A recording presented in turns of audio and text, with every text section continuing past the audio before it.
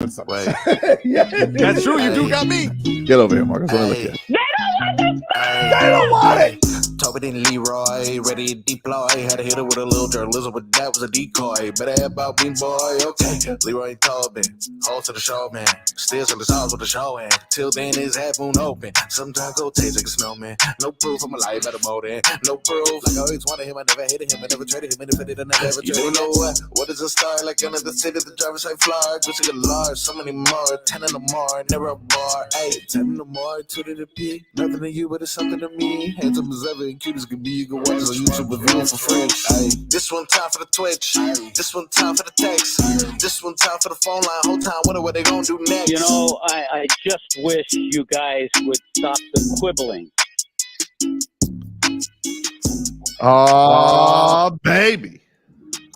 Good morning, everybody, and welcome on in. Tobin and Leroy here with you on 560 WQAM.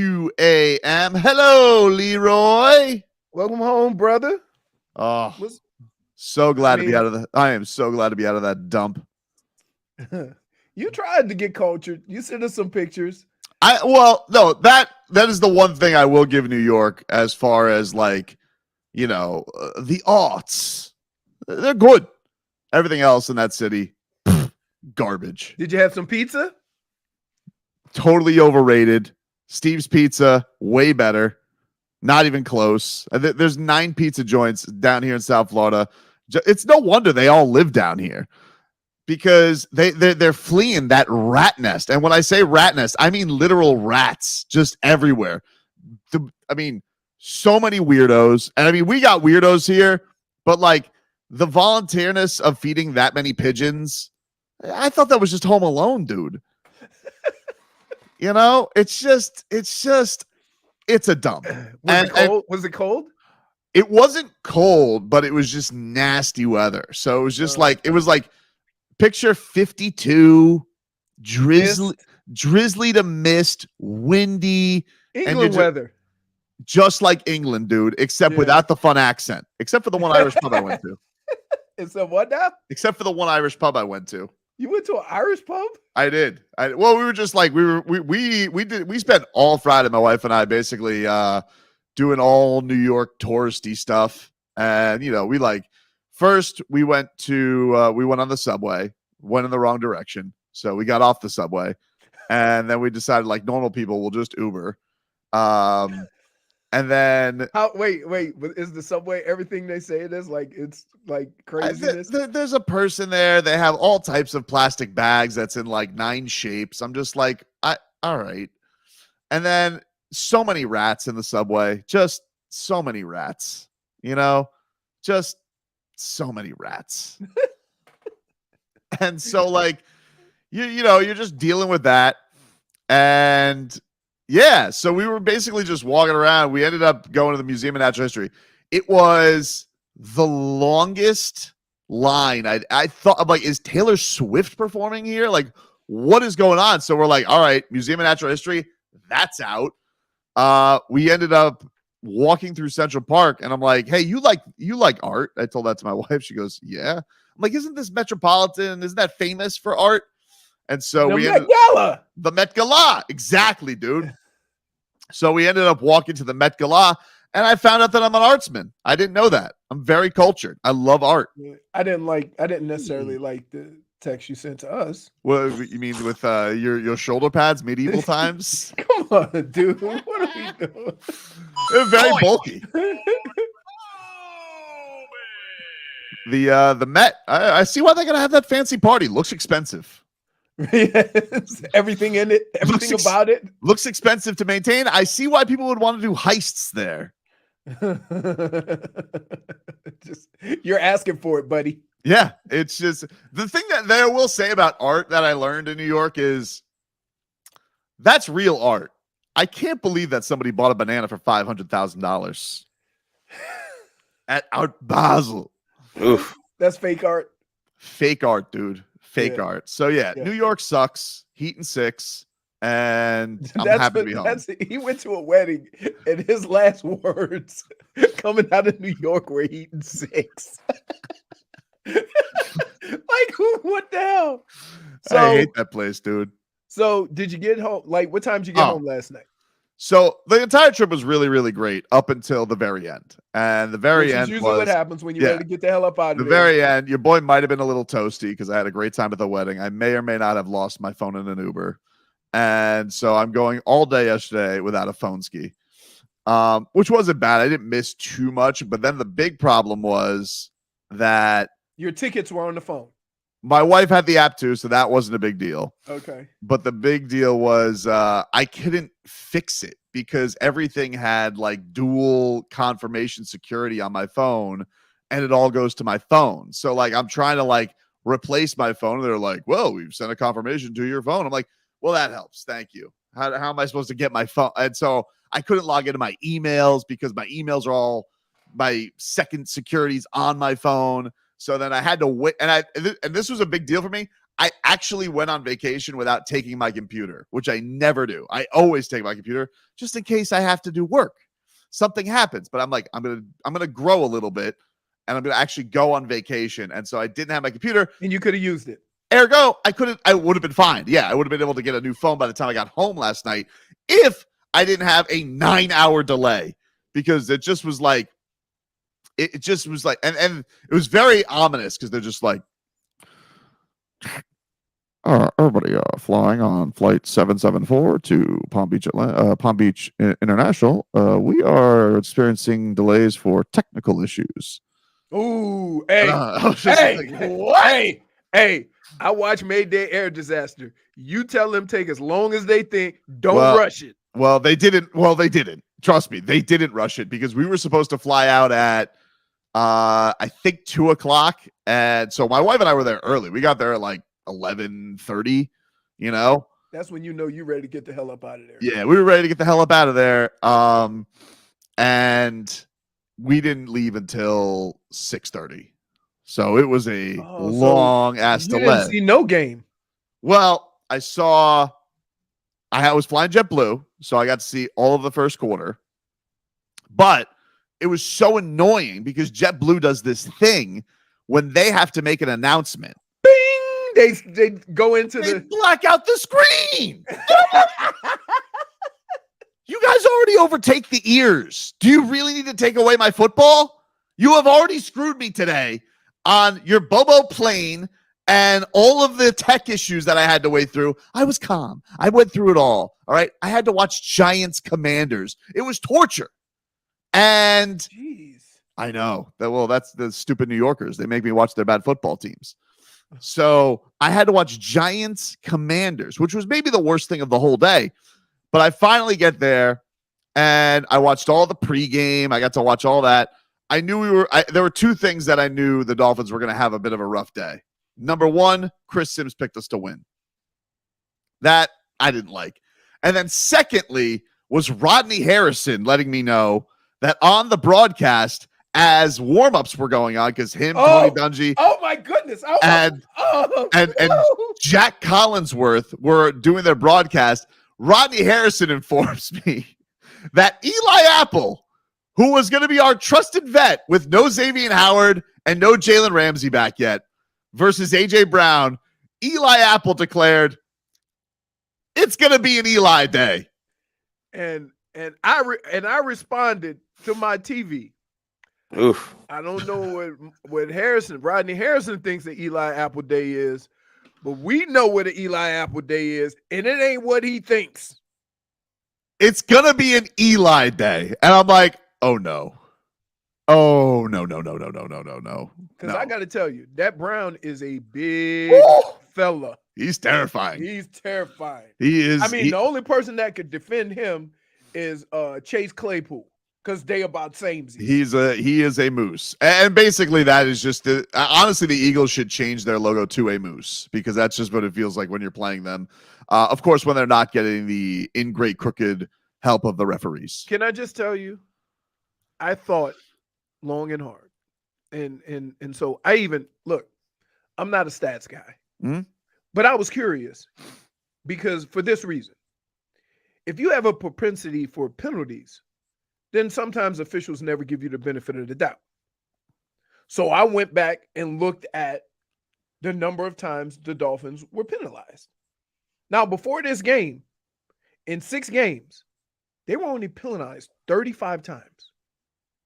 35 times. It's been In cleaned up. 6 games. Yeah. It's that's pretty damn good. I So know. that was in the top half. Which was a huge problem last year. It was a huge problem last year. Right. So after the game, and this is with Philly having no penalties, which is a whole nother story with today's passing game, that you mean nobody got grabby? Nobody touched nobody? Right. But they were at 44. So clearly, if there was anybody who should have had not gotten the benefit of the doubt, it would have been Philly. Look, nobody wants to be the fan base that's whining about officials. But that being said, one of the most crooked games I've ever seen. 10 penalties to none. You can't tell me that. And wait, and here's the worst part. There's nothing more that I hate more than sitting on the TV, spitting out the rules, knowing what is a penalty and what's not, and then having the armchair ref up top saying the same thing and saying that wasn't a penalty. That was crazy. When Christian Wilkins pushed and he pulled up on Jalen Hurts, right? The thing is, 2 steps. All right? 1 step, you can hit him. Yep. Christian Wilkins took 1 step, pushed him lightly, and then 2nd step. And they slowed it down, they pointed out or whatever. He goes, that's not a penalty. The official in the booth. Dude, that official never disagrees with the officials. Those guys are usually always on the take. They're always a company man for their former friends. But here's the thing that was funny. Like, they had a touchdown that was called back, the Dolphins, for holding. And then you look at the Eagles, and one of the Eagles actually had David Long in a headlock giving him noogies. And no call. Like, no call. So, yes, the Eagles are a good team. They're very mad. I mean, like, I will say, just go to Europe if you want to play rugby. I mean, like, grow up. That play is not football. That tush push. See, it's not football. Leroy, it's not football. It's rugby. You know when I was at the Irish pub, I watched a lot of that because you know what was on? Rugby. So if the Eagles would like to move to Ireland, which I think we would all of them, just go, please. Hi, Jalen Hurts. Hi. Tyler Goddard. If you want to move to Ireland and play your little rugby, by all means, go. Have your bangers and mash with your stupid little tush push, because it's not football. It's not football. Here's the deal. I'm not going to get mad at a team for doing something that nobody else can do, right? Other teams try, but they can't do it. Dude. It's the same thing. It's the same thing when the Wildcats started, right? It was like an unstoppable force at the time. People caught up. They'll catch up. But that's football, though. Right. That's what I'm saying. Like, it's not football. It's not football. No. The Wildcat was. They run play options. That's man's football. That's man's football. That's like everyone push this guy. Yeah, everybody go up here and let's just make up rule. Like, you're not allowed to like jump on a guy to block a field goal. Because here's the deal. Let me ask you this question. Mm-hmm. So you think that you're going to have a better chance if somebody's not pushing him from behind? Because part of the dynamic of this that people don't want to admit is, do you see how low their offensive line gets and how they explode and how they're always downfield? They never get stood up. That's the bigger issue. It's not the push. They don't even know what the line is. Like we're sitting here, we're spewing. Wait. Have you ever heard of that? Have you ever heard offensive all sides? Yeah. Whatever happened to the neutral zone? There is no neutral zone with tush push. Oh no! Let me tell you, they are close, right? Just take the Eagles and put them in a. Can I just say this for defenses? Hmm?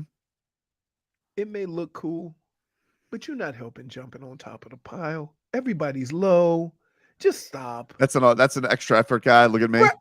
Like nobody, that intangible play don't help. I hate that stupid. Just jumping over there. Like, so it sucks. Annoying. You know why it sucks? because that's the only team that could do it. Nobody else could do it, right? That's why it sucks, because you can't do it. But that being said, the biggest issue was, I do believe this was the worst game for the offensive line. Well, I do. When you lose 3 starters, it's going to start catching up with you. I know, but this whole offense is predicated on one concept. We're going to run the ball and make you bring more people down into the box, and that's going to open up more area in the secondary, right? They played that entire game with 4 guys, bringing pressure occasionally. Mm-hmm. And if you can't get past that aspect of that defense, you're not going to have a lot of success. You're just not. And that's kind of what I said before the game started, is that the key is going to be, can they slow down those 4 up front? They could, for whatever reason.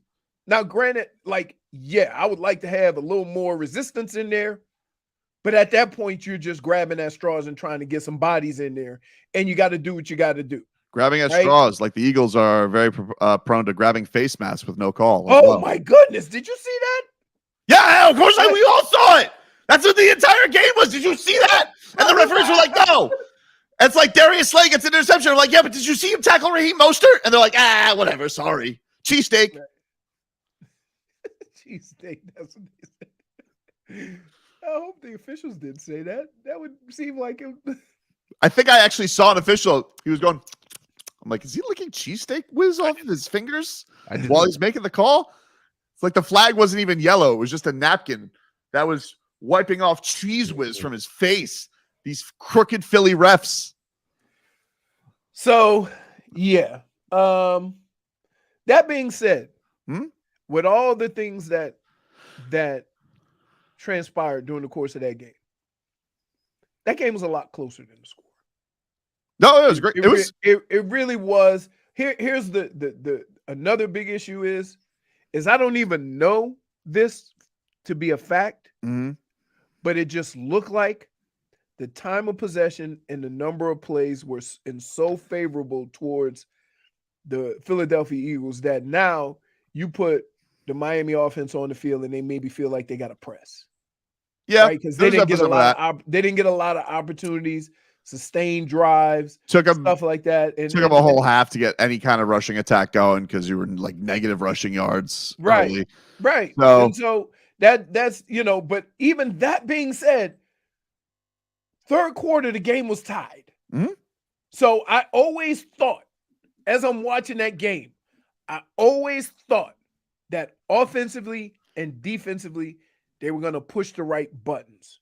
Yeah, look, you can't have key turnovers with help of referees in moments like that on the road. You can't. It's those, especially when you were already playing from behind. Like you get down 2 scores and you already do the job rallying. And, I think the Dolphins showed a great ability to counterpunch after taking some big shots. But when you're already behind on the scorecards, it's tough to, keep giving away rounds. I think Rocky said that.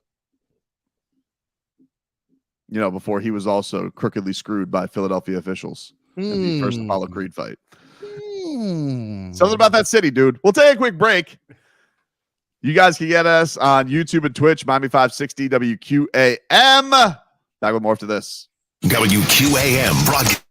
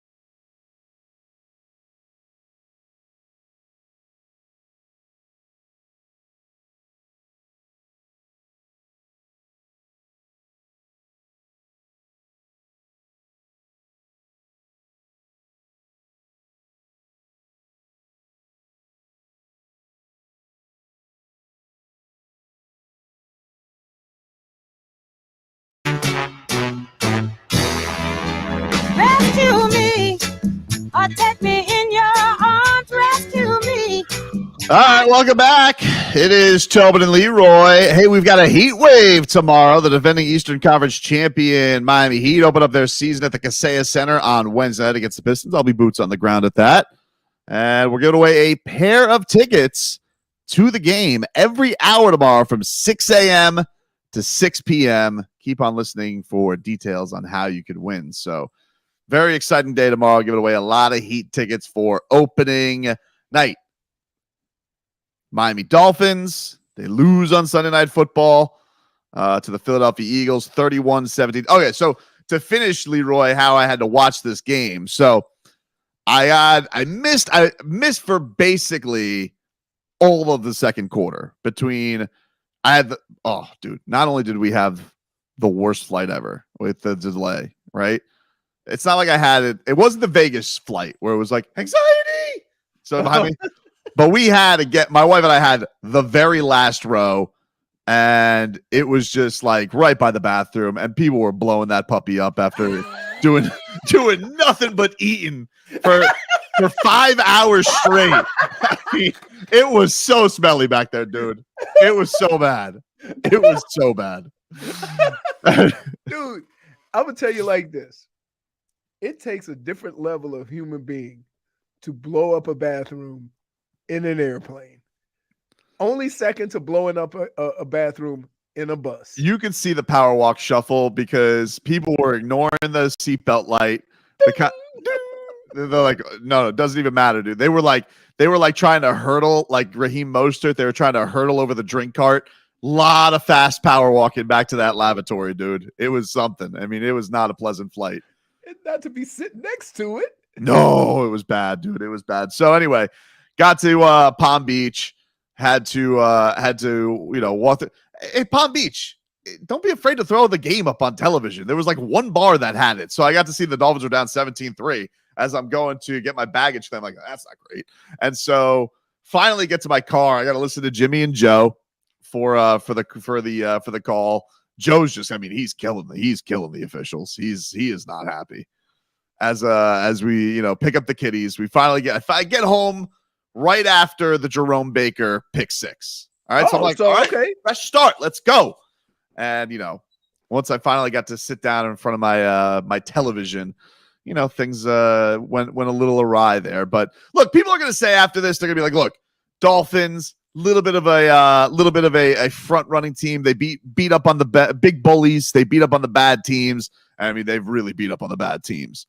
I felt much worse about the Buffalo game than I did this game. The Buffalo game, I felt like there was a lot going into that because that's a division rival.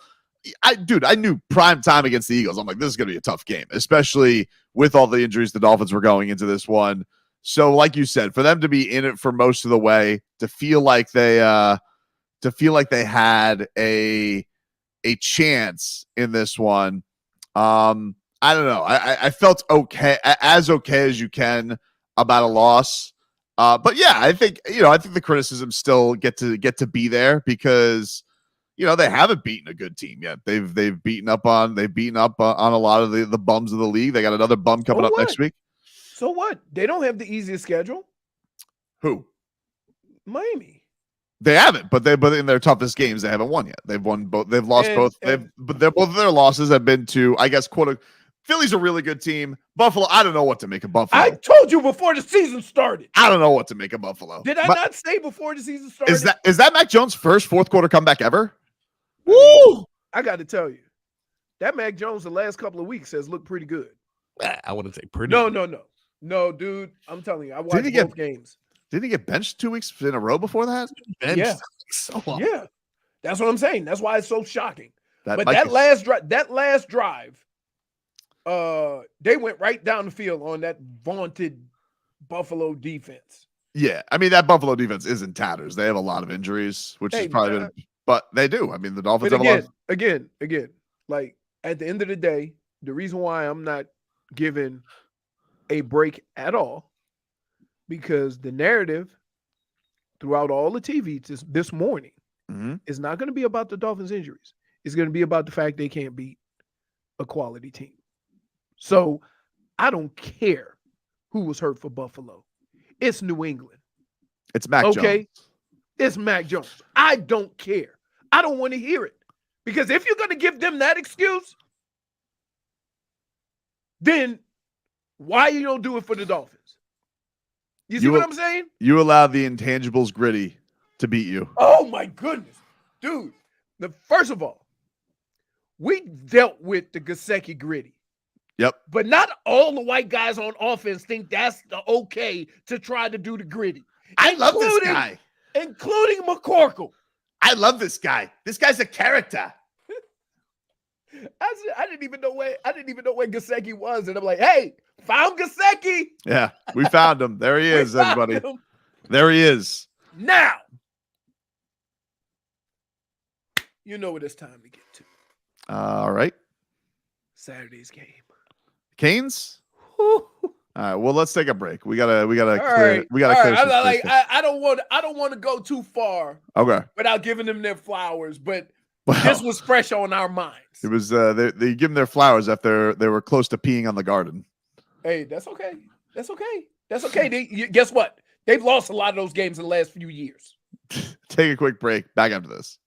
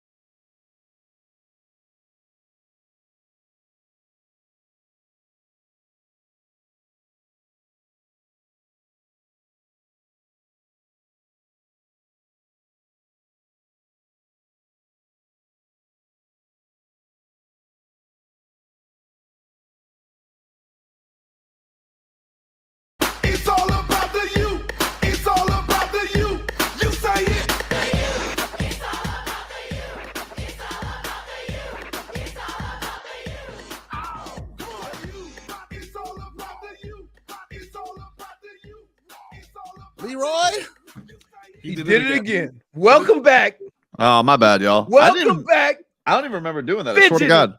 Stop fidgeting. Bro, I've had a tough week. Like, a tough couple of days. Your last shot. And Marcos. You were fidgeting before your tough trip. And this Marcos, he's being so sassy in the private chat. Why don't you mind your P's and Q's, Dallas Froggert? Okay? I don't want to hear about it. You're sitting here. Hey, you really lashing out. You taking out all your anxiety, your anger, your tough trip home on us. We don't appreciate that. We on your side. Well, it's not going to be a tough night. Stars and strings, y'all. They're sitting there. We got stars and we got strings at Hard Rock Live. And if you guys want to go, text the word stars to 20357. That's stars to 20357. You can purchase tickets at starsandstrings.com. That's starsandstrings.com. But we're giving you a chance to win tickets right now to see Jordan Davis, Hardy, Brian Kelly, family, Ashley McBride, Cole Swindell, and Haley Witters. Text the word stars to 20357. Canes did get a win over old Dabo this weekend. They win 28-20 in double overtime with no Tyler Van Dyke. He was hurt, even though Mario Cristobal didn't want to reveal that for some reason. He's like, so instead we got the first start of Emory Williams, and the Canes come out on top. Leroy. Yeah, let me tell you, it was a nerve-wracking experience, but they played with the circumstances surrounding, their guy and Tyler Van Dyke. I think they answered the bell pretty good, and kudos to them for getting it. Look, I know Clemson's terrible, but that don't matter, because at the end of the year, when you look back, you say we beat Clemson, right? And that's going to carry some weight going into these next weeks. But I will say this. Mm-hmm. After that game, as happy as I was for the Canes, I was even more pissed off about the last 2 weeks. Really? Why? Yeah. Because just the way they played, they just played very poised, mistake-free, and they're in every game, right? Like that fact, that's a fact. If you just don't implode and you just play sound football, you have enough talent to be in every game. And the fact of the matter is, those last 2 weeks were the opposite of everything that Mario Cristobal has been talking about since he got on campus. Look, and it makes it even more annoying that you can see it, and you can see the results of what he's talking about, but then go 2 weeks, whereas from the coaches, the players, everybody just lost their damn minds, and now you got 2 losses. It's a wild thing because we make the joke with Marcus. That's not tough. It's pretty funny that you go from a situation where you refuse to kneel the ball just because kneeling, that's not tough. And then you have, what do they have? 90 seconds left with a timeout in hand, or was it like it was like maybe like 110 or something. 110 with like and Mario Cristobal goes, nah, let's play for overtime, and that's just so strange. No. I agree with him from this standpoint. You got to trust the people in the game to make right decisions, and the fact that your backup quarterback, who I didn't even know was the backup quarterback, was able to survive and get you to that point. You don't want to get into a situation where now you think you can press and put him in harm's way. So I agree with that. Do you? Because he's going to have to make a play eventually. Like you're going to. No, but in overtime it's different. Right? I just don't. You have to know who you're dealing with and what you're asking of your players. And if he would have gone in there and made a mistake, right? Because guess what? Nobody knows what he would have done. And Mario himself has said, I can't put my players in harm's way, which he did 2 weeks ago. So, yeah. But shouldn't your philosophy be shouldn't your philosophy be your philosophy? Like if you're going to be tough man's football all the time. It depends on who's playing. Does? Yes. You can't go out there with a quarterback you don't know how he's going to play and say, let's air it out. Changing when you're tough, that's not tough. That's not tough. That's not tough. Sometimes being tough is doing the right thing, even though it doesn't appear to be the right thing, right? Like, yeah. Let me tell you, you had enough confidence in Emory to say, okay, we got a minute 10 left. Let's air it out and try to get down there and kick a field goal. I just think like, what's the, first of all, you're not exactly going up, like you're saying, you're not going against this juggernaut in Clemson. Yes. Like, and at this point in the season, you're asking a lot for a first-time starter, dude. I don't think you're I am. A lot. I don't think I am. I'm not asking them to take you all the way down. You're setting up for a game-winning.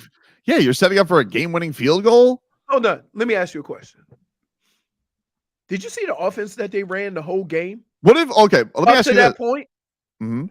It was quick passes, handoffs. They tried as much as they could to keep the game away from him. Yeah, I get it. He's young. I get it. So why would you? Okay, but what if you lose in overtime, dude? But dude, if you lose, but what if it's great that they won? Lose, so it was the right call. Like you gave yourself a chance to win.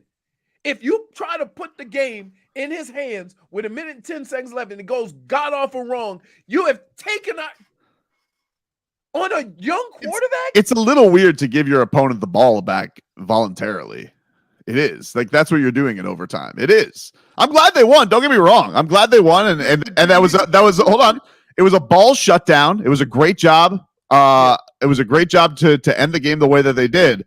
But in football, Leroy, it's a little weird to say, okay, I know our quarterback's young, but I'm gonna give our opponent a chance again to go beat us when I have the chance to go win the game. No, yes. It's weird. It's a little weird. Technically, you have a chance to win the game. But with him, you have no idea what he's going to do. And if you have no idea what a player's going to do, you don't put him in harm's way. I got to tell you, I don't even know what this coach is going to do at the end of games. He's more of a wild card than the true freshman quarterback is. Yeah. I don't know what the coach is going to do. Hey, I'm glad they won.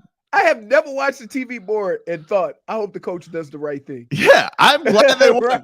But you're right. It's frustrating. You look at it, they should be at least 6-1. They should be. I mean, I don't think they could really hang with UNC. But let me add to that. Mm-hmm. Let me add to that. So Miami beats Clemson. Mm-hmm. And North Carolina loses to Virginia. Yeah. You're telling me you didn't have a chance? Well, they didn't in that game. They put a little window dressing on it. I guess. But come on. Nah. You paid 2 weeks of terrible football. And it cost you dearly. And you had a chance to get out of it. Yeah. 1 week playing terrible football. That's what's so frustrating about it. Right. That's what's frustrating. You're going to have bad weeks. Everybody's going to have bad weeks in football. If you get a chance to get out of one with a victory, you do it. Right? So, worst case scenario, they should be ranked 15th in the country. Well, I don't know. We'll see. I think. Why not? No. I'm talking about if. North Carolina? Georgia Tech. No. Yeah, probably. If you're only Georgia Tech, you lose against, and then you come back and beat Clemson, you'd be like 15th, 20th for sure. in the country. Yeah, for sure. Your only loss being a top 10 loss at the time on the road. Right. Exactly. Yeah. Exactly. Oh, because like, yeah, man. So I think, and look, let's make no mistake about it. Sports is crazy in that you can get scared to make decisions, right? This is from a quarterback. We've seen quarterbacks pat the ball because they're scared to throw a pick, right? We've seen coaches scared to make the balls move because it backfired on them 1,000 times. Look, Nick Sirianni went for fourth and a foot on his own 25. I know, with his cheating play. Whatever. Hate his face. I'm just saying. I hate his face too, dude. Do you like his face? I hate Sirianni's face. Something about him. Eagle thing after a while. Yeah, grow up, dude. Get out of here. Imagine if Mike McDaniel did that. You think you're cool? No. If Mike McDaniel did it, oh my God. Because he has class. No. Mike McDaniel has class. He does the fins up as he's in the tunnel. You know? Yeah. That's what he does it. On the way off the field? Like a grown-up. You do it off the field. Where nobody can see it? Exactly, dude. Exactly. Also, when he did that, it was pass interference on Tyreek. Like, they were clearly mauling Tyreek Hill. I was on Twitter, and somebody put a box of 4 pictures. Oh, it's amazing. I've seen that meme. Like, I'm like, wow, I didn't realize it was this egregious. A mugging. Like, one guy got tackled and clotheslined, and almost like he got twisted up so in the backfield, right? Yeah, man. But look, here's the deal. I was so happy that the Canes won because that's a good football team, right? No, like it's Clemson, dude. It's Clemson. Whether they're good or not, they got that cachet, right?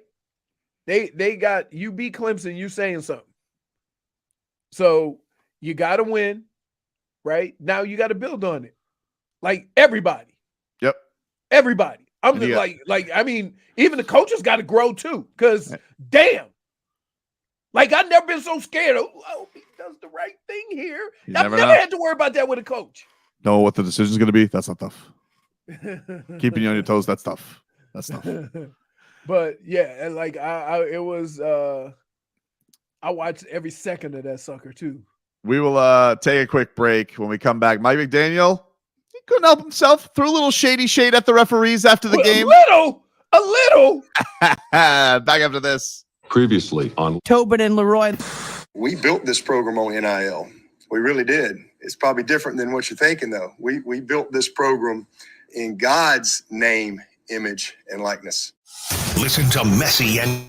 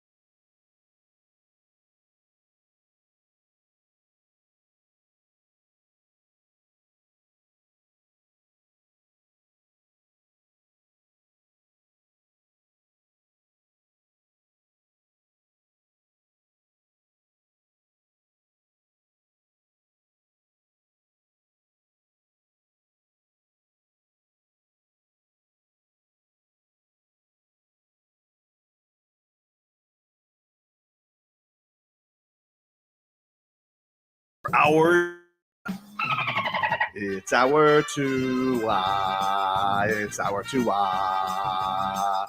It's our Tua. Tua, Tua, Tua. Tonga Vailoa. Not Tua Tagovailoa. A for effort. Dolphins quarterback. Tua. It's our Tua. It's our Tua. Tua. Tua, Tua, Tua. Tua, Tua, Tua. Can go to hell. Tua Tonga Vailoa. Dolphins quarterback. Daddy loves you guys. Our Tua with Tobin and Leroy. Check the history of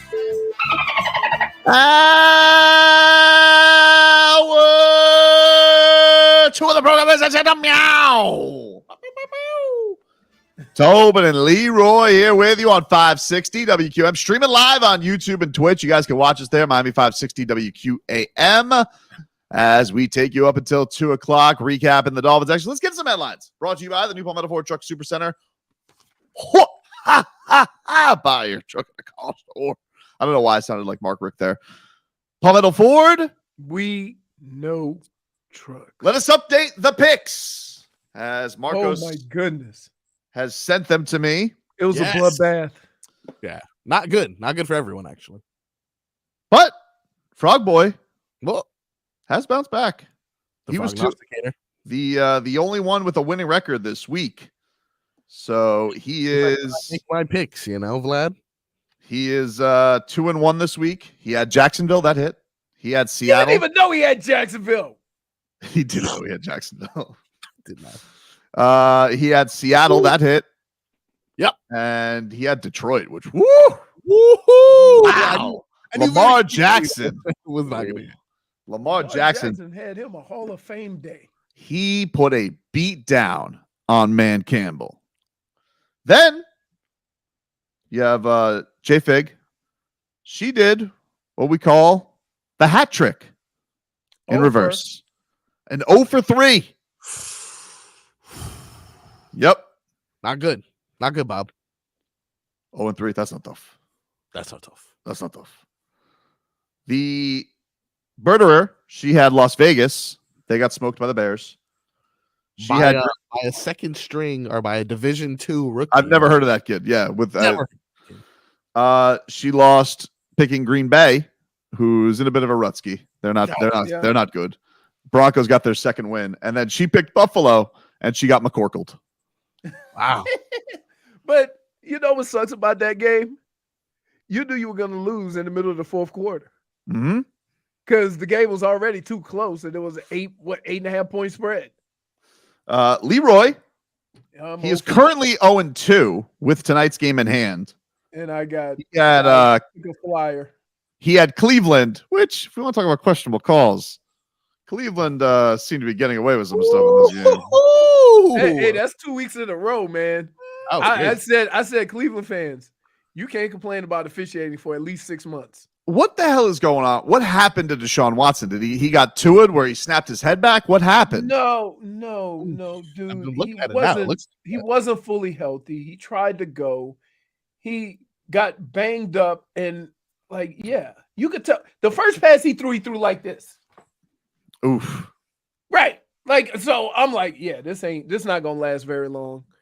And so like I get so mad at people because they put so much pressure on that dude to play, right? Understandably so. That but if you can't play, you can't play. Right? So him going out there and pushing a pass 5 yards short. That's what you want? I don't care how much. You can pay him $1 billion. That's not going to help you. Well, they ended up winning. Kareem Hunt, he carried them. He got the Oh, man, he was awesome. big time push, and Cleveland wins, but they did not cover. They did not cover. Yeah, I knew I was done. When that game got towards the end and it was a 2-point game, I'm like, oh. The Leroy also took the Rams. They lost to the Steelers, and he has Minnesota. You have Minnesota tonight by a touchdown. That's kind of crazy. Why did you pick that again? Trap game. Oh, plus he has gotten +7. I'm getting +7. What are you talking about? +7. My bad. He's getting 7 points tonight, but it's Kirk Cousins in prime time, so we'll see. But Debo's out. Is Debo out? Yeah, Debo's out for 2 weeks. McCaffrey is questionable. And there's Keep in mind, when we made these picks on Wednesday, Yeah, we had to make him early. they had no, you didn't know who was going to play or not. And I was also terrible. I was 1-2, but I sit at 5-4, so I'm not in starfish position, even with my bad week. I had Kansas City. They were. I mean, they look really good. Yeah. And now T Swift and Brittany Mahomes have a secret handshake. No. my God. No. Let me. I learned it already though. No, I got one even better for you. Hold on. I don't know if it gets better. This is what was sent to me. You ready? That's Bernie? Yes, he was at the Kansas City game. Bernie got a picture with T Swift? Yes. What? Yes. Wow. I'm like, hell? I text him. I'm like, bro, what? First of all, why are you wearing red? Yeah, why is he at that game? I don't know. Wow. I'm gonna call him soon as we get off this show. It was the Chargers versus the Chiefs. What is he doing? Bernie got a picture with T Swift. He got a picture with Tay Tay? She put her chin on his shoulder. It's not even like it's like how close are they? Are they close? Are they friends? I don't know. That is amazing. And I always notice wherever game Bernie goes to, wherever stadium, he's nowhere near the football field. He's always in a suite. He's a hobnobber. Yes. He's a hobnobber. Dude.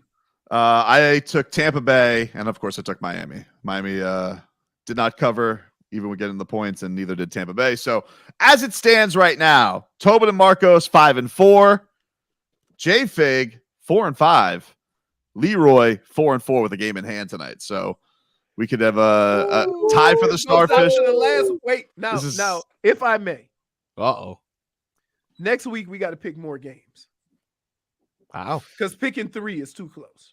We may have to have a tiebreak game. We'll see. We might have to keep Monday Night Football, or we might have to keep something open. You might have to have a wild card game. Oh, so what? You want to do it that way? I don't know. We'll figure it out. But I agree with you. We need because we keep in mind when me, you, and Robbie used to do it, we used to pick like 4 or 5 games.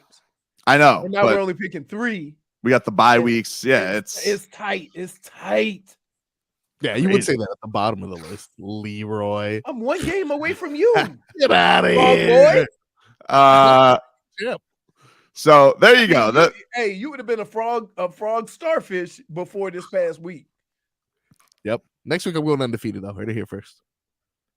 So you didn't even know who you picked. That was crazy. You fraud. So the Dolphins, meanwhile, let's get back into them. They lose to the Eagles on Sunday Night Football, 31-17.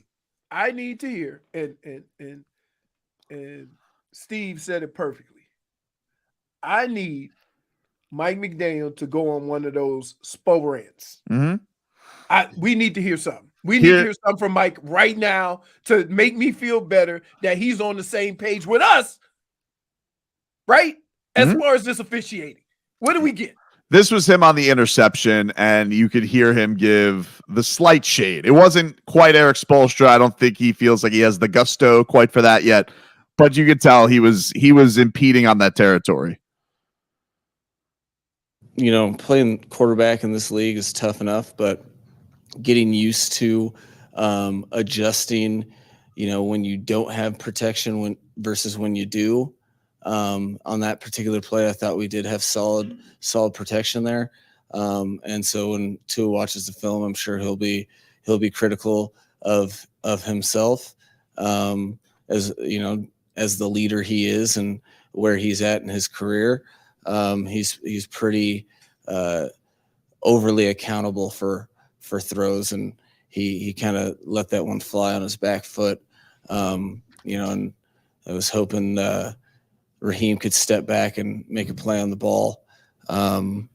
He had an issue doing so with apparently what was legal contact down the field. So, that's definitely not why we lost the game for sure. That play, I thought Tua had a very, very good game, all things considered, and made a ton of plays under some duress. He was like, listen, he went close to the line, just to let you guys know. Oh, the league thought that from what apparently was legal contact, and then he stepped back. He didn't go full blown rant, but he let it be known. He let it be known, like you guys all saw what happened. He didn't say nothing about the 10-0 penalties. He did. We have that. Here's Mike McDaniel on the penalty differential. If you have that, Marcos. No, I have 2. I apologize. I get McDaniel right now. All right, we'll get 2 on the difference, and then while you get the other one. Well, we learned that the little things matter, and they turn into big things as they continue to build up. And this is a good test early in the season. People can say that the penalties this, the penalties that. Like for us as a team, we're not throwing that out as an excuse. They went out there, they did what they had to do to win that game, and we didn't do enough to win that game. So it is what it was, and we'll go in tomorrow and we'll learn from that, and we'll get ready for New England. That Mike McDaniel's starting to rub up on him. A little bit. Right? It is what it was. It was. It was what it is. But look, it's hard because look, there was that Philly crowd is crazy, and I do think that we have seen the Dolphins have been dominant at home and on the road. We have seen like the fluidity of the offense not look quite as smooth. I mean, they started the game with a damn delay of game, but yeah, there were just some calls you were just sitting there just like, come on, man. And there are back-breaking calls in games like that.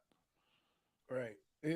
Like the face mask. The face mask, the Christian Wilkins roughing the passer. Yep. And the tackle of who was it? Jerome Baker, where he just got clotheslined. Yep, mauled. And then there's one where Jalen Phillips is like, because the guy got a chokehold on him. I mean, they're right in the face of, like, it's not hidden. No. Like, what the hell are you looking at? But yeah. And it is the same crew, the same official that got suspended from ACC games. Is that real? I saw that. Is that true? These are always those things last night where I'm like, I don't know what to believe on Twitter anymore. It just happened that guy was that guy was really suspended. If you're telling me that's true, that guy for corruptness was suspended, fail forward. But I can't believe that was real. I immediately saw that and I was like, that's ball sack sports. There's no way that can be real. Wow, I'll fall for everything. You know me. But it's tough. Look, it's tough not to when the circumstances present themselves. Yeah, it was crazy. And Jimmy J says AJ and A Brown and Hurts were man amongst boys. They were monsters. They were monsters. They AJ Brown looks like a damn tight end. It's a giant. Yes. Yeah, he was the only person that could guard him would have been Chase Claypool because they're the same size. He was they were good yesterday. That tush push is stupid. It's a dumb play. I'm sorry if you like that. It's because it's not a matter of liking it. I just think that they found something that they can do that nobody else can. Dumb. It's a dumb play. It's if you did it, you would enjoy it. It's going to be outlawed, just like James Harden's flopping. It's going to be outlawed. It's not. It is. You can't outlaw something because only one team can do it. You absolutely can. No, they didn't let Kareem dunk. I mean, boxed in. That's no. You know why that is? No, I'm gonna tell you why that was. No. Want me to tell you why? Do you really want to know why? Yeah. Because no intangibles could touch the rim. That's why. Stop. You know why. You know why. Intangibles. You know why all the white dudes played basketball in the 60s and 70s. Yeah, that's why. Hey, what's he doing? In college, when they had 6 foot point guards dribbling like this? This isn't fair. Lou Alcindor, he could just dunk. What do you even call that? Call that being tall. Yeah, Mike McDaniel on the penalties, Marcos. Oh, well, without a doubt, you can't be minus 10 in penalties. So you look at the what's the commonalities for it? Is there a pattern? And you have to look at it case by case and look at it hard. You can't just point a finger and say that's not fair. That doesn't make any sense to me. It's more about looking at ourselves, the stuff that we can control, and what things that we can clean up in our game. Generally penalties occur when you're out of position in any phase.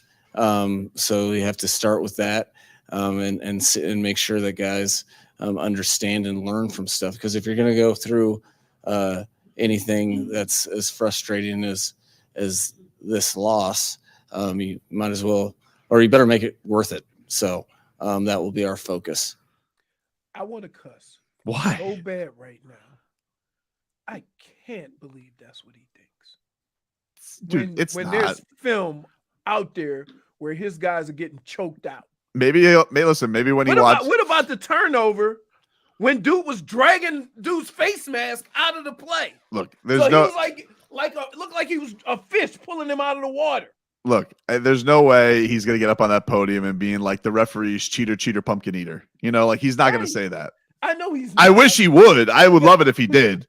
Come on, man, it was egregious. I think that next year, you know me. I don't let you do what I'm doing right now. I refuse to do it. You think of the handshake. He goes, do you think Mike McDaniel whispers to Sirianni? He says, "Hey, be sure to give the game ball to the referees." You know what he shook his hand and did? Your face is so punchable right now. I hate your face, Sirianni. I hate your face. If I wasn't so little, I'd try you. He goes, and Sirianni goes, "Don't be a little tattletale, Mike McDaniel." Look, you know me. I don't let you do that. I know. And I'm doing it. So how egregious must it have been? It was bad, dude. Right. It was bad. And here's the problem.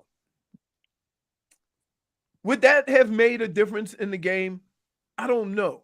Yes. But the game was pretty close. Well, it's just like one of those things where it's like you watch that and you're like, look, I want to be clear on this. I know the Eagles are great. They are great. They're maulers. They're huge. They have a lot of playmakers. They don't need the help of the referees. So when they're getting the help of the referees on top of it, it's like, well, you feel like you got no shot. You don't. Right. So look, you have a big game coming up this week against a division opponent. McCorkle's flying high right now. Are the Patriots practicing at Palm Beach Atlantic this week? What are they doing? They want to get used to the temperature. I just want to let me know what the plan is, Belichick. But you got to show an ability to get right, and they have done a good job of that. They've bounced back greatly. They've been amazing at home, and against the teams that they should beat, they've throttled them. So hopefully that's a trend that continues. I think there were a lot of learnable things from this game. But yeah, you definitely, I think that it wasn't a must to win against a quote unquote good team. I think you wanted to look competitive, which I think that they did. They were in that game, but I think you're left a little empty because you're like, damn, like there was stuff out there that you feel like correct. Right. That's the thing. If it was Philadelphia just dominated, you was like, yeah, we got our ass kicked. Yeah. Right. But there were too many things that happened during the course of that game that kind of skewed it in one direction where you couldn't, it made it really difficult to compete. I felt 100 times worse about the Bills loss than this loss. But I'm feeling even worse about that Bills loss because they're not good. What the hell happened that week? They haven't scored that many points adding the last 2 weeks. Frustrating. All right, take a break. Back after this. It's another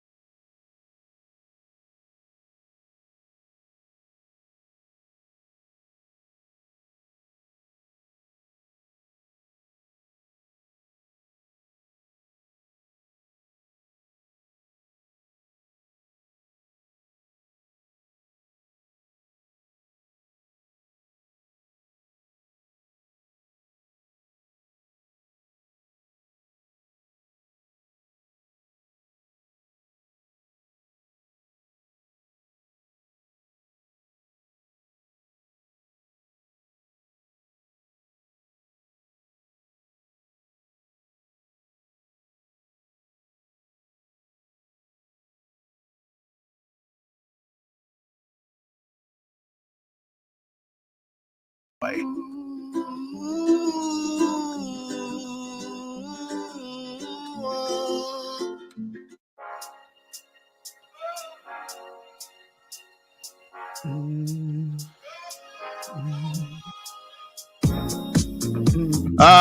back, everybody. Welcome back, Tobin and Leroy. Hey, we got a heat wave tomorrow. You're defending Eastern Conference champ Miami Heat.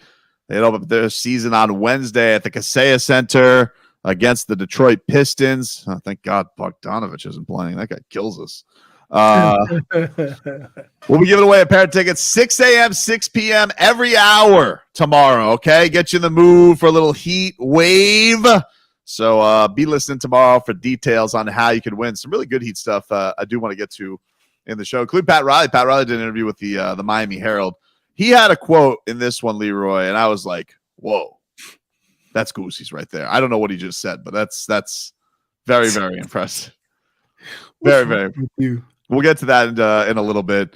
We got to give out Leroy's game balls and game notes. Ricky Williams going to join us tomorrow, by the way. That's our guy. We love Ricky. Yeah, we do.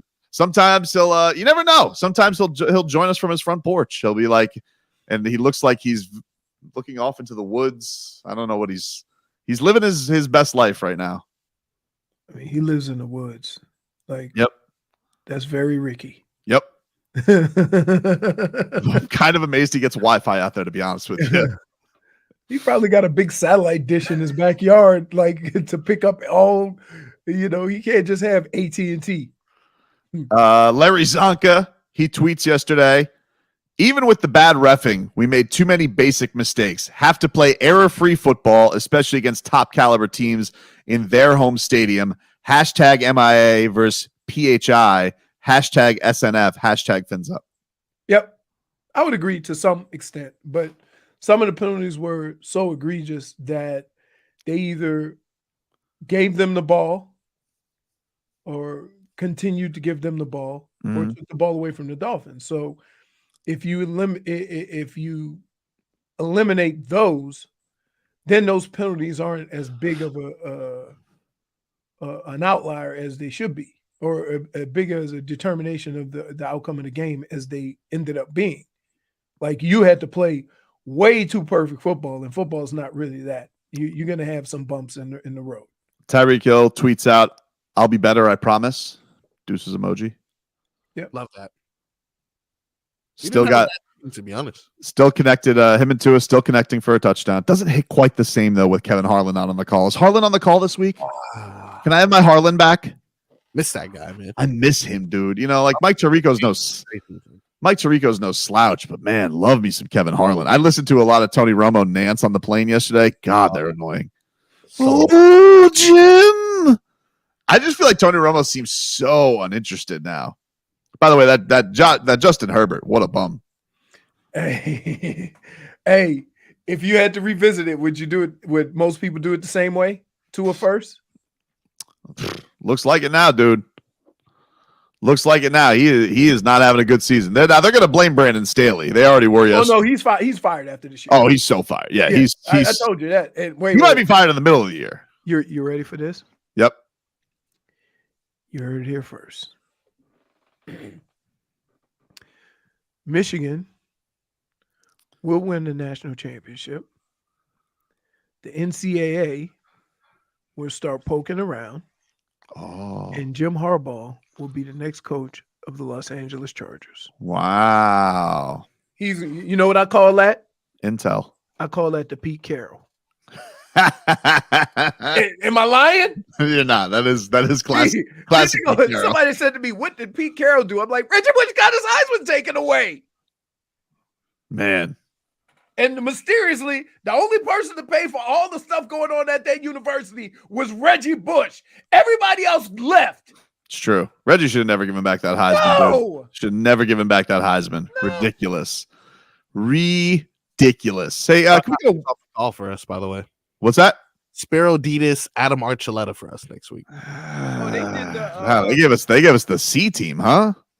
Yeah, they did. I mean, they got all 7 CBS teams next week. So Kevin Harlan will be on the Chiefs versus Broncos game. What? He doesn't want to call the Broncos. I know. He goes, what?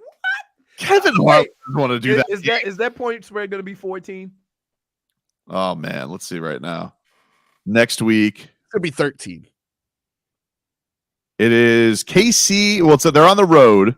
KC -8. That's it. Yep. Who picks first?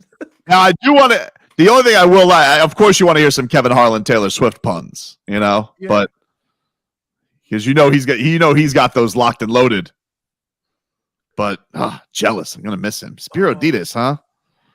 You ready for this weather report? It's beautiful. Yeah, give me a weather update, Leroy, from the DeBesman and Dover Law Firm. YourAccidentAttorneys.com. Free consultations 24/7. Call them up at 866-954-MORE. Step into the window, Plex. What a beautiful damn day. Not a cloud in the sky, less than 5-mile-an-hour winds. Who cares what direction? Nothing's moving. It is a beautiful day, and I'm guessing. Wait. Plane coming around. Oh, I see a plane. Winds are out of the east, 5 miles an hour, and I would say it's about 75, 80 degrees. I haven't been out this morning, so I couldn't feel the nip this morning. But it is, folks, the only thing that sucks about the weather today is it's on a Monday. That's it. But it's a beautiful day. This is why you live in Florida. This weather right here. It definitely is. It's the first thing I thanked when I walked off the plane yesterday after many, many days. I'm like, oh, New York sucks. I'm telling you, the best line was after leaving New York, heat and 6. Like, that's all you could think of. I hate that place. Your pizza is overrated. Your weather sucks. Your people are mean, and you're infesting the state. Let me ask you this. So, of the meals that you had, I figured that you would go ahead on and try some pizza.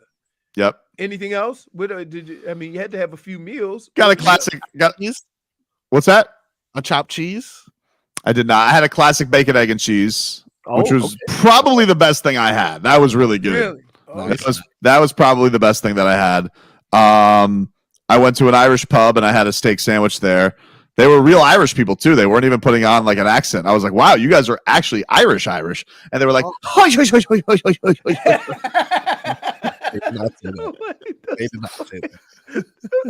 Like, why do you treat every Irishman like he's That's the guy? how they sounded. Hey, no, but why do you treat every Irishman like he's the guy from Lucky Charms? Dude, that's how they sounded.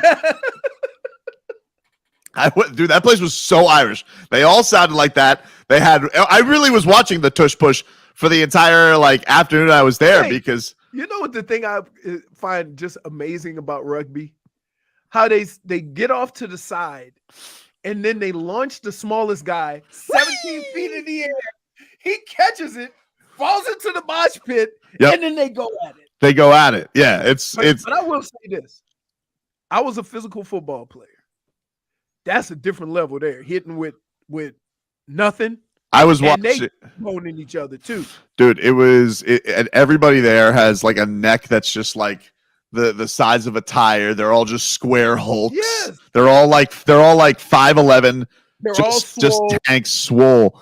And yeah, man, it's crazy. It was a wild affair, but yeah, that was good. The Irish food, the Irish steak sandwich, good. Had a bunch of Irish mules with Mrs. Tobin. That was good. Irish mule. Ooh, that's the cream. No, that's Irish coffee.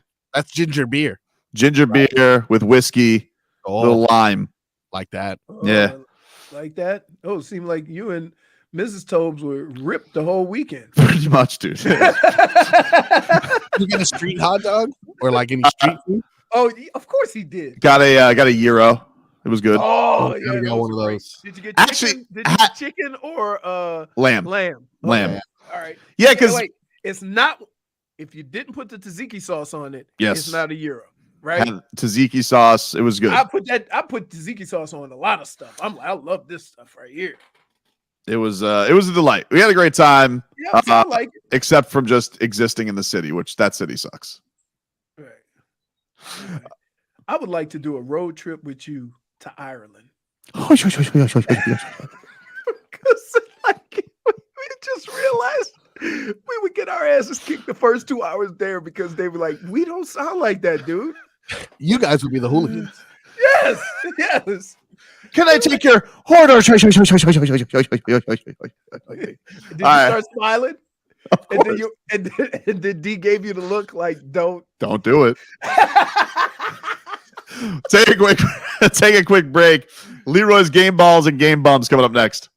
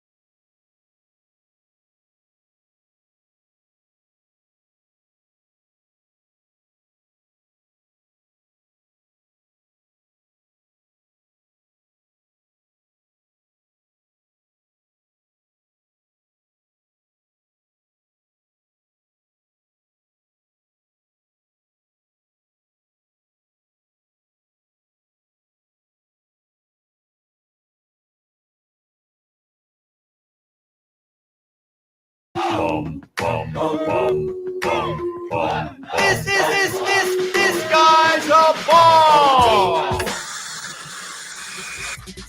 All right. Let's gather around the locker room, ladies and gentlemen, as Leroy Horde hands out his game balls and game bums. Leroy, what do you got, dude? All right.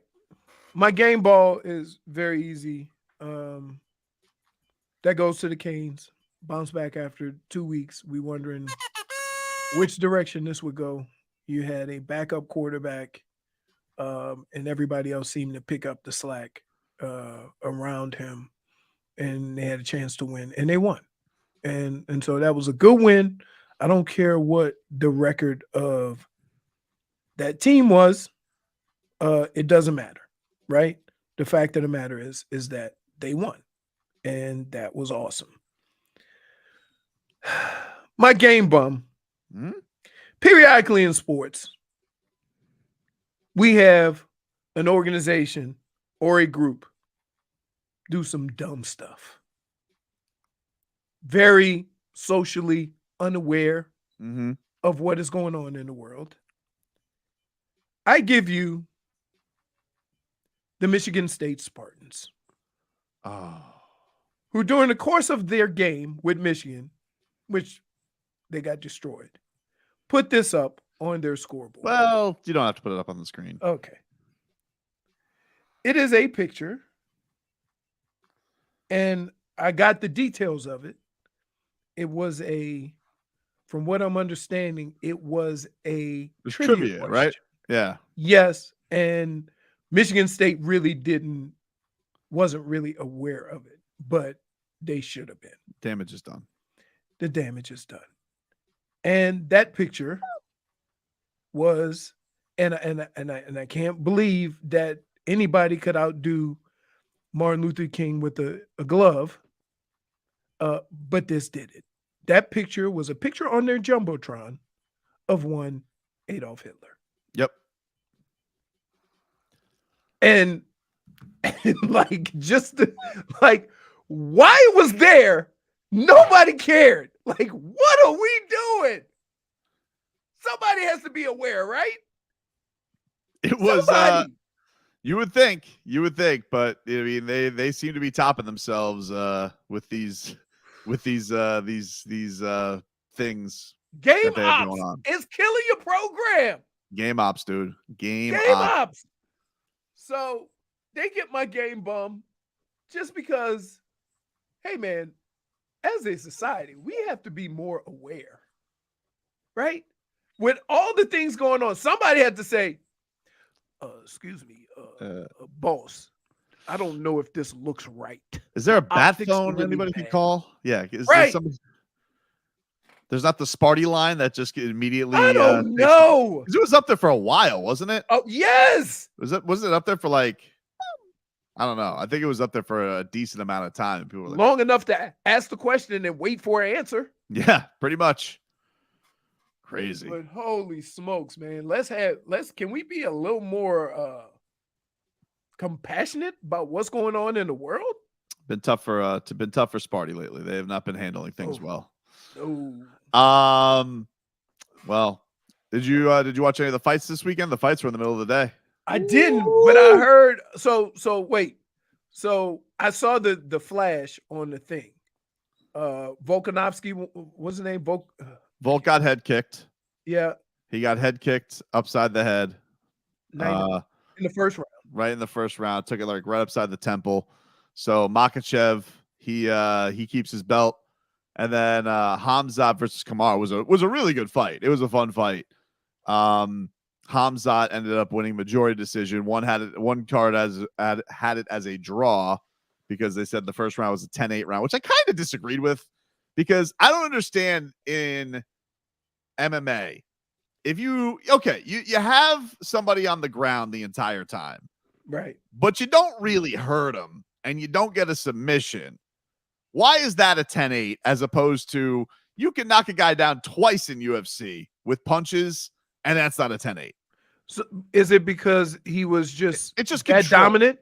control, right? It's you're dominant in time of control, but you're not hurting him. You're just Right. keeping him You're from doing it. You guys are basically taking a nap. Yeah. So I don't know. I disagreed with that being a 10-8. I still think Hamza probably got the nod 2-1, but I thought Kamaru fought a really good for 10 days notice up a weight class. And the thing that was crazy about it though, is like, you never see Kamaru Usman be in a fight and be like, oh, he has to avoid the takedown because he's Kamaru Usman. Nobody takes him down. He's got the greatest defense maybe in He got UFC took history. down in 2 seconds. But he was putting some haymakers on Hamzat and hitting him with some good stuff. So I think I think Hamzat's gonna have I think he's gonna get a title shot out of this, but I think he's gonna have some trouble with the champion Sean Strickland because this is a couple fights now against Usman and Gilbert Burns where he's been very susceptible and very easily hit. So I'm curious to see. So if he fights somebody in a higher weight class that has more power, he's gonna go 9-9. I think it could be an issue for him. I think it could be an issue. He's probably as good at getting people down on the ground he's probably as good at that as the best we've seen probably since Khabib. So probably people were shocked that Usman got taken to the ground. Easily. Yeah. Right. And it was like with ease. That was like the most shocking thing about the fight. Okay.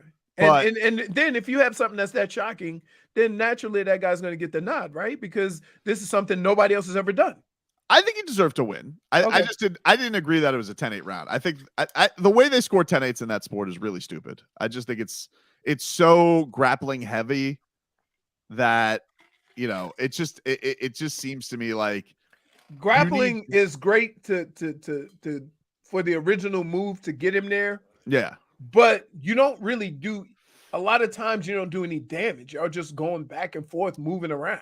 Well, it's like if you avoid a punch, you're great at defense. But if you're on the ground and you're still avoiding damage, like that's not good defense too. Right. Like it's weird. It's just a strange thing. So, and in that bet, you also have to go and avoid a head choke. But the point is, both guys who came off the couch 10 days, it was a tough go for them. Right. It was a tough go. Fighting with no training camp, even if you're one of the best of all time, tough. It's tough. Right. Tough I feel going. Like he would have won 5 rounds though. Usman. He might have. Would have run 5 rounds. He might have. And when's the last time he didn't fight a 5-round fight? 2018. Yeah. Right. That's what I'm saying. So he's finished a couple within 5 rounds, but the first that he hasn't been scheduled for a non-title fight or a non-headline fight in since 2018. Because I think you think that the pacing of it, I think him thinking I always have time and then trying to get put in this 3-rounder, like the timing may have been off for him because he's usually one of those guys that can just wear you out, and then at the end, boom, boom, good night, right? Yeah. But with 3 rounds, sport's so tough, man, because you think about that guy couldn't be beat, and he loses to Leon Edwards. He gets head kicked. After dominating the fight, let's not forget that. After dominating the fight, loses, a competitive rematch with where that was a fight, he was so good at taking it down. Leon Edwards got points taken away for grabbing the fence. And now he loses this close fight to Hamzat. So he's lost his last 3 fights. The sport is so unfair. Isn't that how it goes though? It is. Like you go from undefeated to losing 4, and then they go, well, we're gonna try to squeeze you in here, and that's what your career becomes. I thought this guy was gonna overtake GSP as greatest welterweight of all time. He was like that close, I think. And I just hope that his legacy is, people don't think, oh, well, he ended his career. Like, dude, this guy was amazing. Well, the thing is that he was so amazing that he started moving around. Yeah. And trying to, he was taking more chances that normal guys wouldn't really have to because he was so good. So anyway, fun fight weekend. We'll take a quick break. Get you caught up with your headlines. Cats, they'll be back in action tomorrow. Plus lots more to recap after a Dolphins primetime loss, a Canes win, Heat on the horizon. Back after this.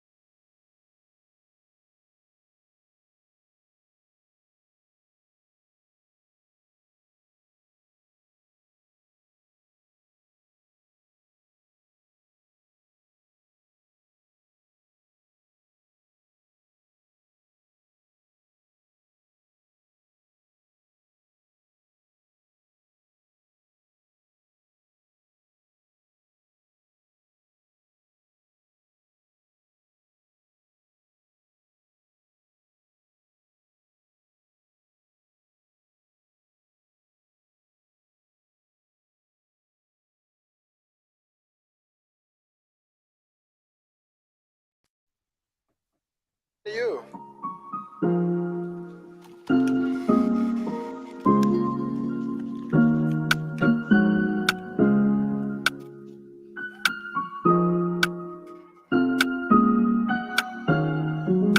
Whoa, whoa, whoa, whoa, whoa, whoa. Speed. Spin. Number one Panthers fan, by the way. Still.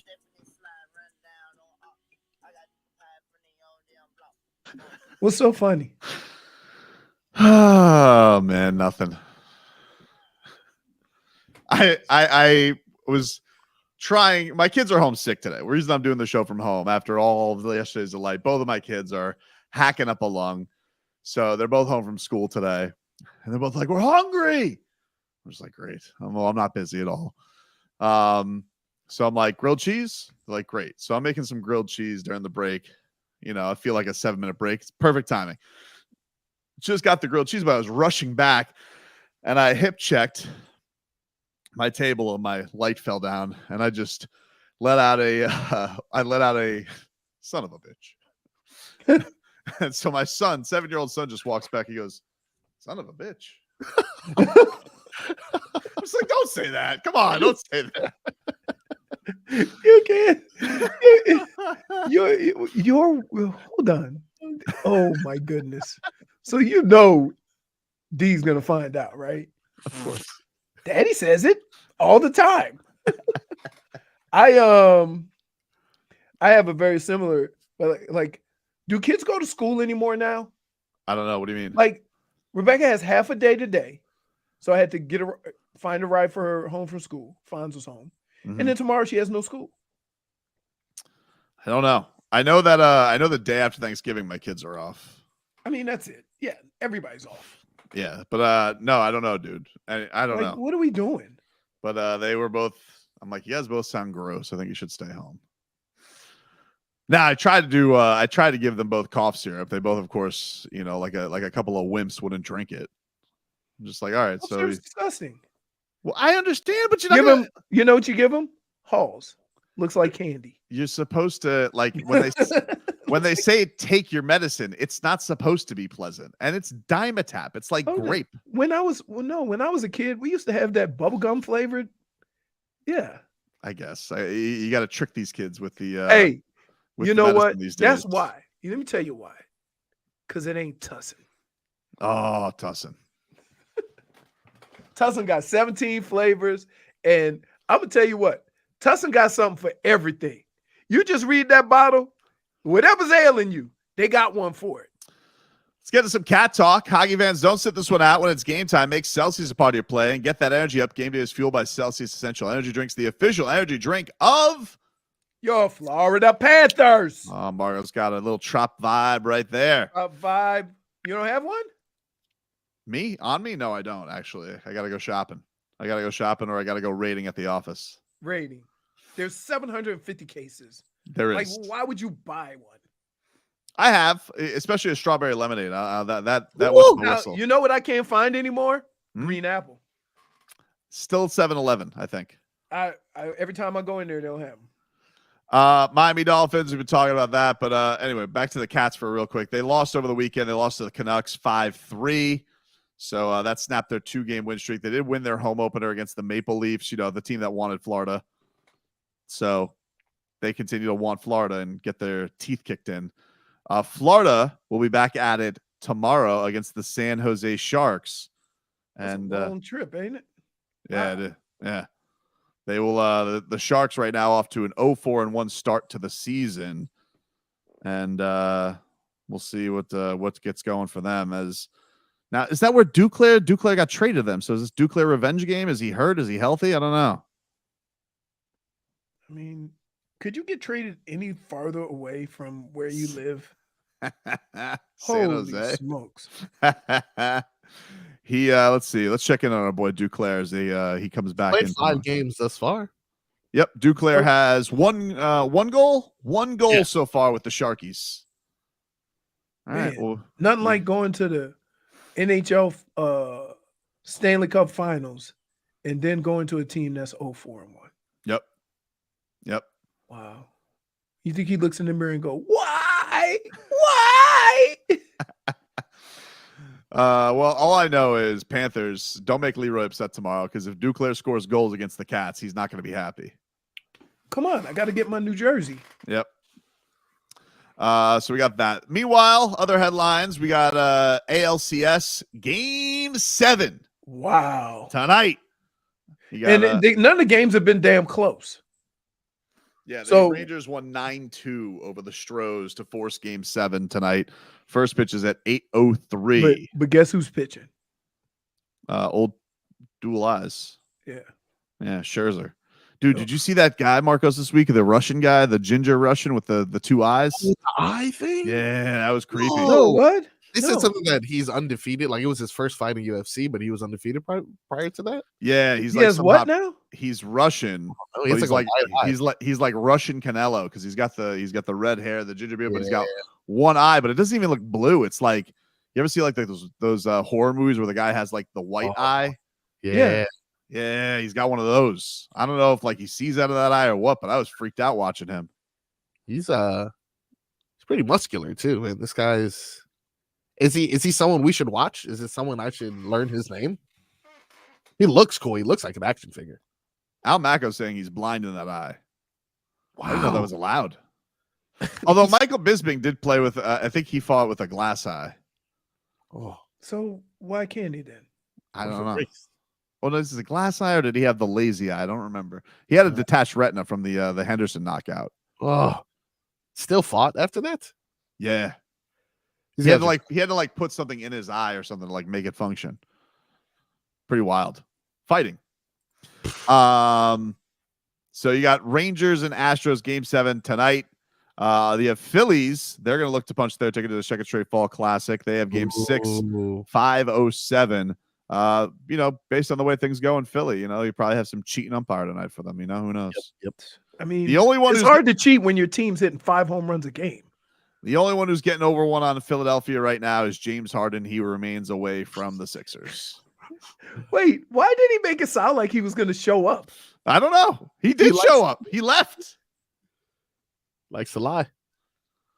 So how is this going to play out? I don't know. Because I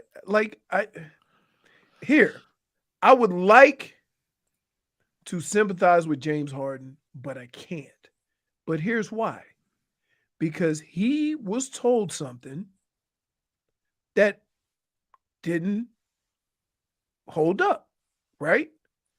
They told him, and this is the way he made it sound, they told him, just sign it, we'll trade you, and you can go somewhere else and then get the contract out of them because we're not going to give you an extension. Right. He was like, okay, I'll sign it so you can get something for me. And then they don't trade him. So that's where this all started. Well, nobody I'm rooting for less than James Harden and Daryl Morey. So good luck with that, boys. Meanwhile, Heat President Pat Riley, he did an interview with Anthony Chang of the Miami Herald. Love Anthony's work. Does a great job. Yep. All of it. Yep, Everybody yep. does. Everybody. Anthony, Ira, Wes Goldberg. We love the boys. All right. Yep. Looking forward to another Heat season. But he did an interview, and Pat Riley had this. So it was a great article by Anthony. It was basically talking about how the Heat are going upon this 5th season of Jimmy, Bam, and Tyler, and that most eras in Heat history have been just 4 years. Shaq, Wade, 4 years. Well, but keep in mind, Big three. Keep in mind, Mhm. keep in mind though, Mhm. there is a difference. Is that 2 of your 3 are so much younger. Yeah. Right. But- and so, But your third star is older, and your best Right. player is older. right. I got But his point was, Shaq, Wade, about 4 years. You had Zoe and Timmy. That was about 6 seasons. But they never got to the finals.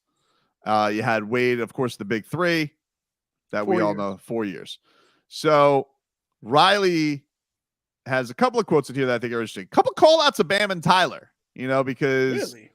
he's like, he's talking about, that the Heat, he says that they're going to need more out of those guys. That's going to be, let me get the exact quote here from him. He says, everybody's going to put this out there, and there's some truth to that. And that's on that The only players in league history to average more than 20 points per game during a playoff run that ended in an NBA championship at age 35 or older are LeBron James and Kareem Abdul-Jabbar, according to StatHead. In other words, there aren't many NBA players who could lead a team to a championship in their mid-30s. Jimmy just turned 34 before this season. Riley says, everybody's going to put that out there, but there is some truth to it when asked about Butler's age creating a heightened sense of urgency. That's why it's time for Bam and Tyler to really step up, which they can. We need the performances that are unexpected from other players and timely performances during the season. But it should not be any kind of, warning to Butler or any team that if you don't get it done this year, the whole thing is going to go in the incinerator. That's not what we're looking for. We're looking to add to this. He said on going after upgrades in the offseason, quote, "We were very reluctant this summer to give up all of our assets in any kind of discussions with anybody. And we decided, let's do it. Let's do this year with Jimmy.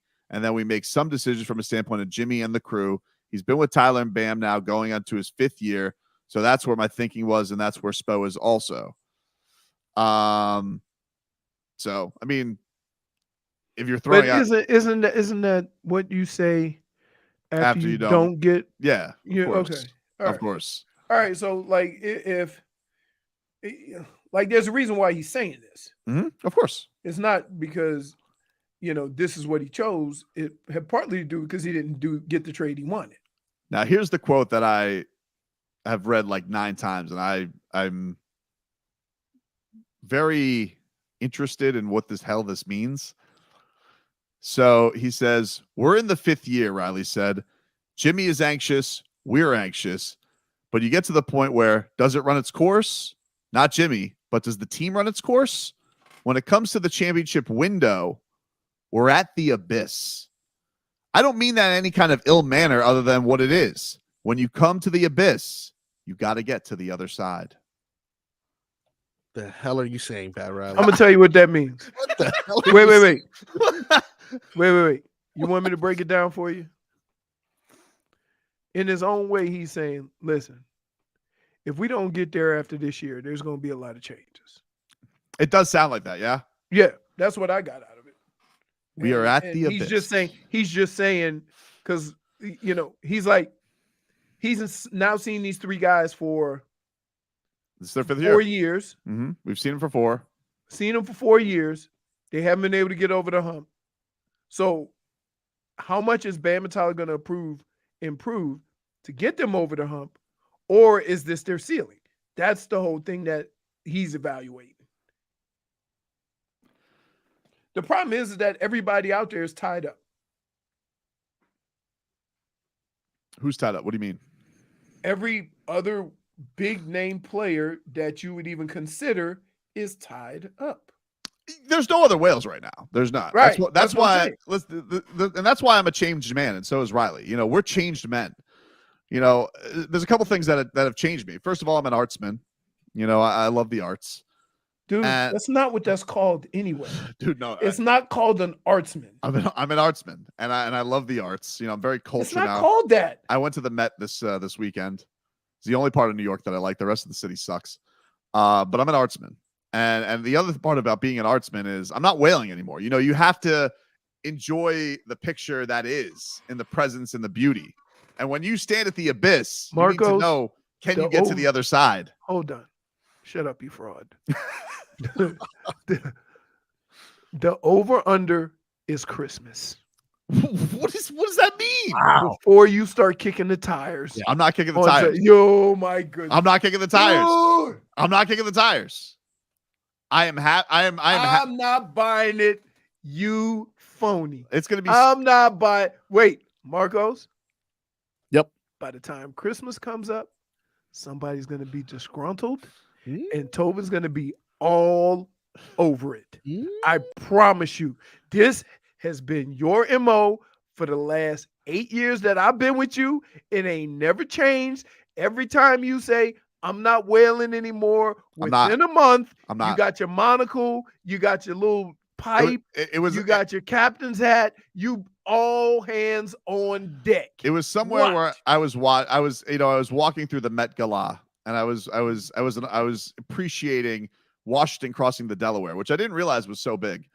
And as I was looking at it, I was thinking to myself, this is very symbolic of the Heat, crossing what is a threshold nobody thinks they can cross. And they are standing at the abyss. And it's a matter of, can they get to the other side? And that's, as an artsman, that's where I really thought to myself, even though I hadn't heard these Riley quotes, I had almost thought of these quotes as an artsman coming into the weekend. So I was very happy to hear this.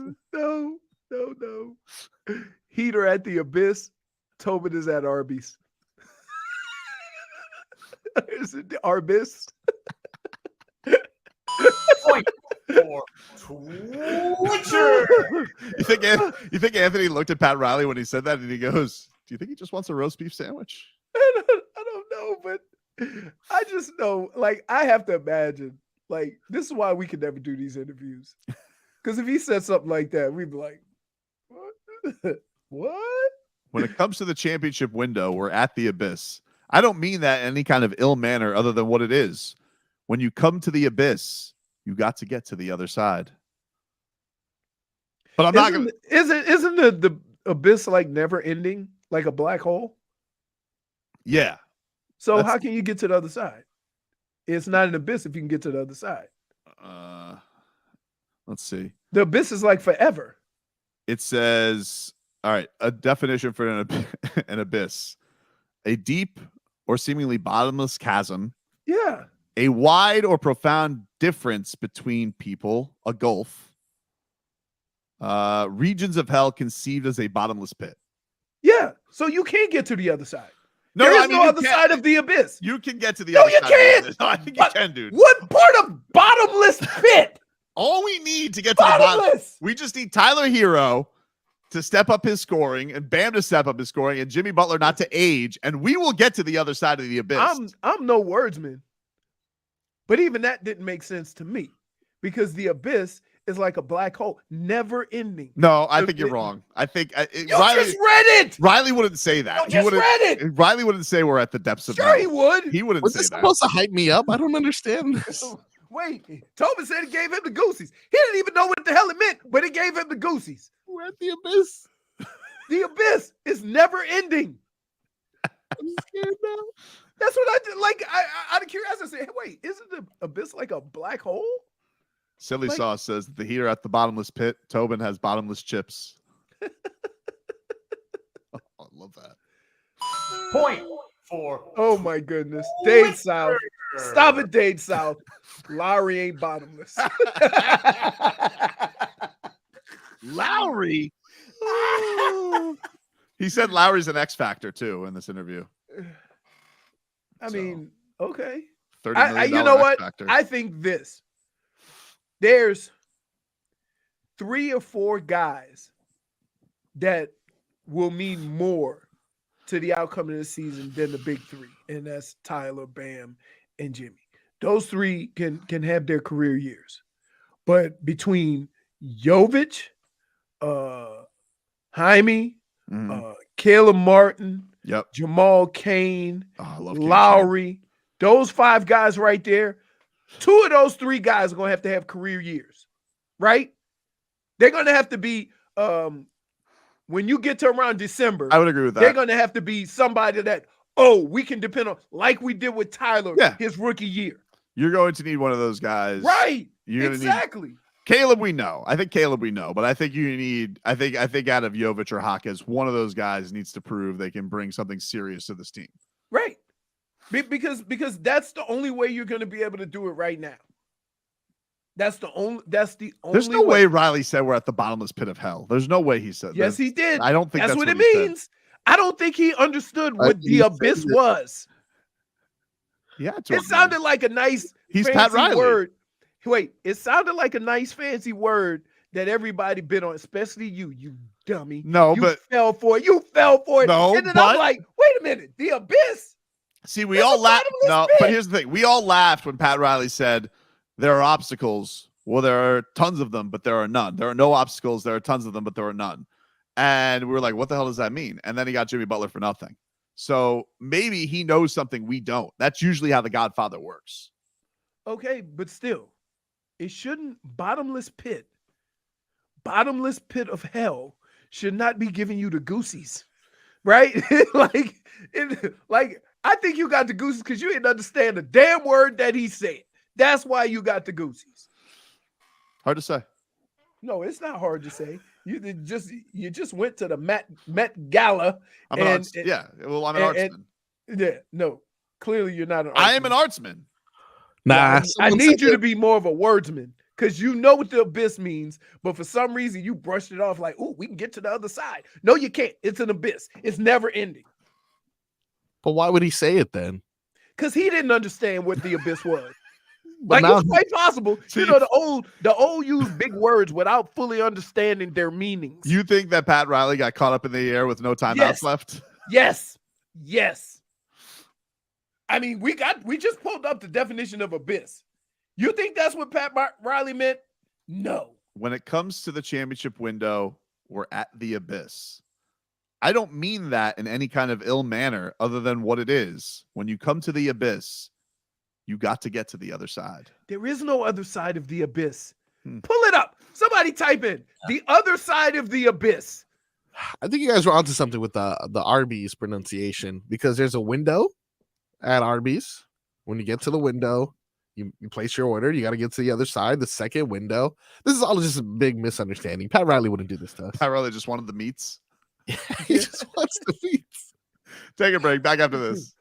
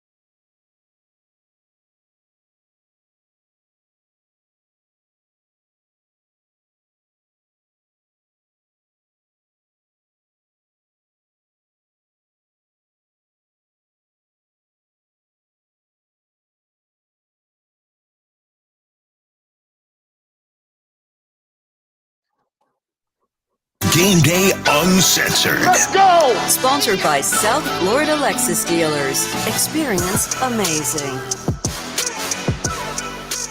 All right, welcome back. Tobin and Leroy here with you. Oh, hello, Jennifer. Hello, Jennifer. Are you there? JFig? Maybe she Am I was waiting muted? for me. Hello, Jennifer. I don't hear you. No, we don't hear you. Nah.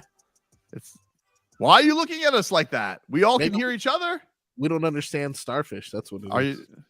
Did you? Yeah. Did you? Well, maybe she doesn't want to talk to me anymore because I'm an artsman. You know, I don't know. Someone I don't said know. that you only went to the Met because you were looking for Mrs. Met. Is that true? Oh, I wish. Dude. I wish, dude. That would have been art. Although I was very immature from all the boobs. You're and muted, JFig. It says it on your little thing. Leroy, give it tech advice. I love it. No, and then plug in your mic. I love how she's just saying it is, but we can't hear her. All right. Maybe reconnect. That might be what you have to do, JFig. I don't know. Maybe it's too early. We're all not we don't have control over it. Right. We're all sitting here looking at it. It's the same thing. It is like, look, at least when I do fidget, that's on me. I call that, you know. But -1. I'm not gonna lie, I was as an artsman, I did see a lot of boobs and butts at the Met Gala. That I did there, you know, not very mature. Come on. Not Part very of art. It is. As an artsman, it's part of art. It is. It is. But yeah, man. Dolphins, speaking of butts, Dolphins lose yesterday to crooked refereeing and cheating plays. Yeah, I hear this Sirianni, right? And he's like, oh, don't ban the tush push, cheesesteak. That's exactly And, you know, when you have the mark of a cheater, you're like, well, everybody could do it. That's the famous words of a cheater. The Astros said the same thing. The same thing was said of the Patriots. Look, nobody's saying you guys aren't good, but there's just something a little dirty about the tush push. So much so they're trying to rename it brotherly shove to try and make it sound less cheaty, even though it's cheating. And you want to know something, Nick How Sirianni? is it cheating? Oh, It's cheating. dude, it's cheating. Get out of here. You know A what few you're years doing? ago, wasn't that illegal? You couldn't push your teammate. Let me get this straight. You're JFig, are you with us now? Can you hear me now? Yes. What did you do?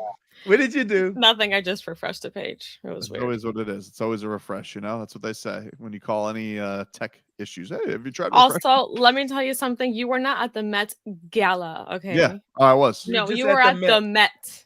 No, I was at the Met Gala. That's what. No, you weren't because you're So not for allowed gallery. at the. No. Yeah, so Oh, went through no, all they the would art never- galleries. Nuts.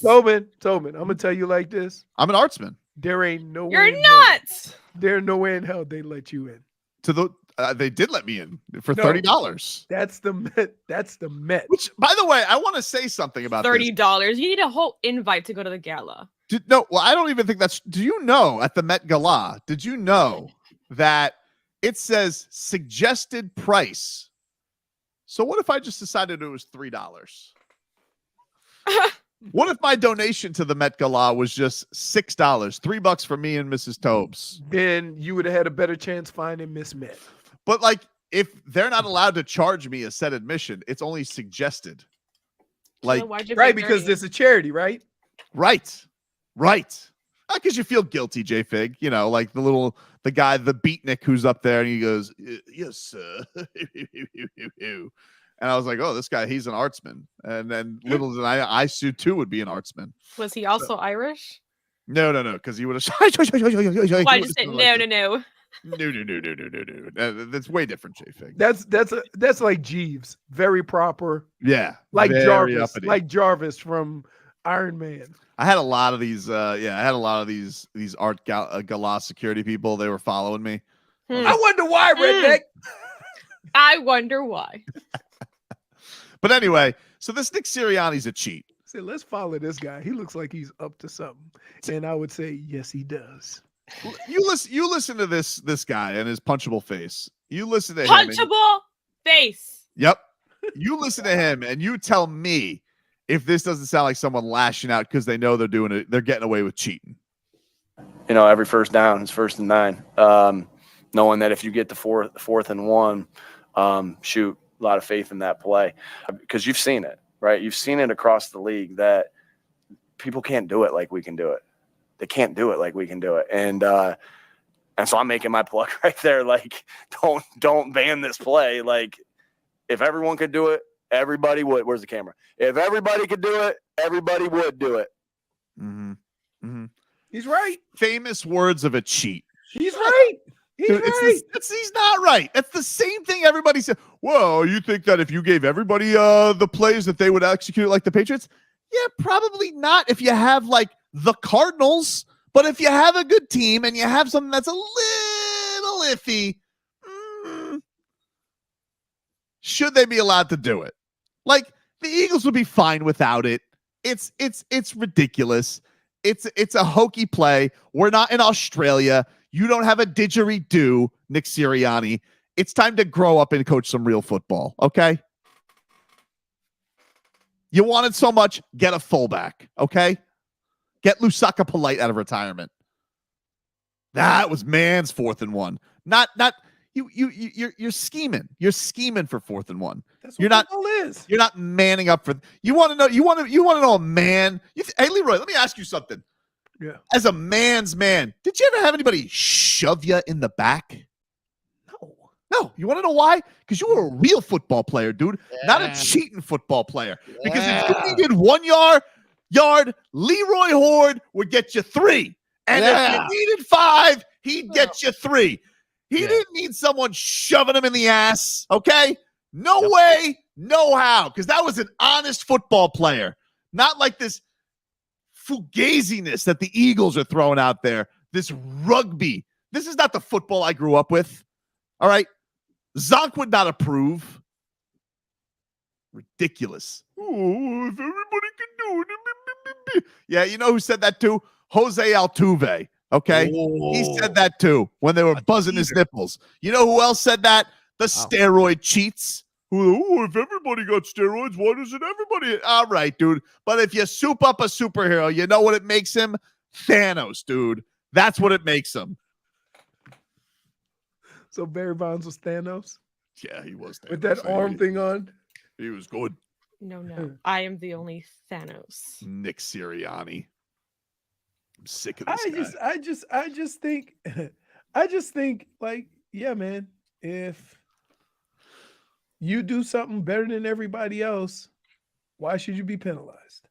Because it's illegal. Find a way to stop. Find a way to stop it. They'll quit doing it. Oh, find a way to stop it when we eradicate the line of scrimmage. Yeah, you're right. Find a way to stop it. Ridiculous. This guy knows it's getting banned, and he knows it deserves to get banned too. He knows he's getting away with something. You know, Nick Sirianni, you know what he's doing? He's skating on the outside of his taxes. You know, he just knows he's getting away with a little something fishy. That's it. I mean, you know, I don't want to call it blatant cheating. You do. There you go. You know you're getting away with something. You sound like a Sully and Murph. You know you're getting away with something. He knows he's getting away with something. He's not. He knows it. He knows. How is he getting away with something? Wait. Let me ask you a question. Based on the rules of football, is it an illegal play? It will be. No, as of right now, is it illegal? It's touch and go. No. It's not illegal. Hey, it's not an illegal football play. So So what is he getting away with? It's jaywalking. He knows he's not doing something right. He knows it. Then why is everybody else trying to do it too? Who's doing? Do you see anybody else trying to do it? Yes. I watched a lot of football yesterday. I didn't see a lot of people tush pushing. Who did it? Somebody did do it. They didn't do it. Oh yeah, you can't recall it. You want to know why? Because everybody out here is trying to play honest football, and this guy's trying to act like he lives in Australia. Everybody out there. Hold Hold on. Let me correct you right there. And let me correct you right there. Go ahead. Everybody's trying to win. Hmm? That honest football crap is only what the losing team says. No. Everybody's trying to win. The if everybody could do it is what the cheats say. And I know a cheat when I hear a cheat. Is it illegal? It will be. No. Is it illegal right now? It's Is it illegal it's right a now? Skating of Is it rules. illegal right now? Does it look like real Is football it to you? illegal? Does it look like real football to you? You don't answer. That's not the point. Aren't you ashamed as a man who never got pushed in the tush? You never needed this. There's a lot of things I couldn't do on a football field. Oh, dude, nobody got 1 yard better than you. Nobody. No, John Madden quoted you. Okay. So here's the funny thing. It was banned, and then they unbanned it. Mm-hmm. Right.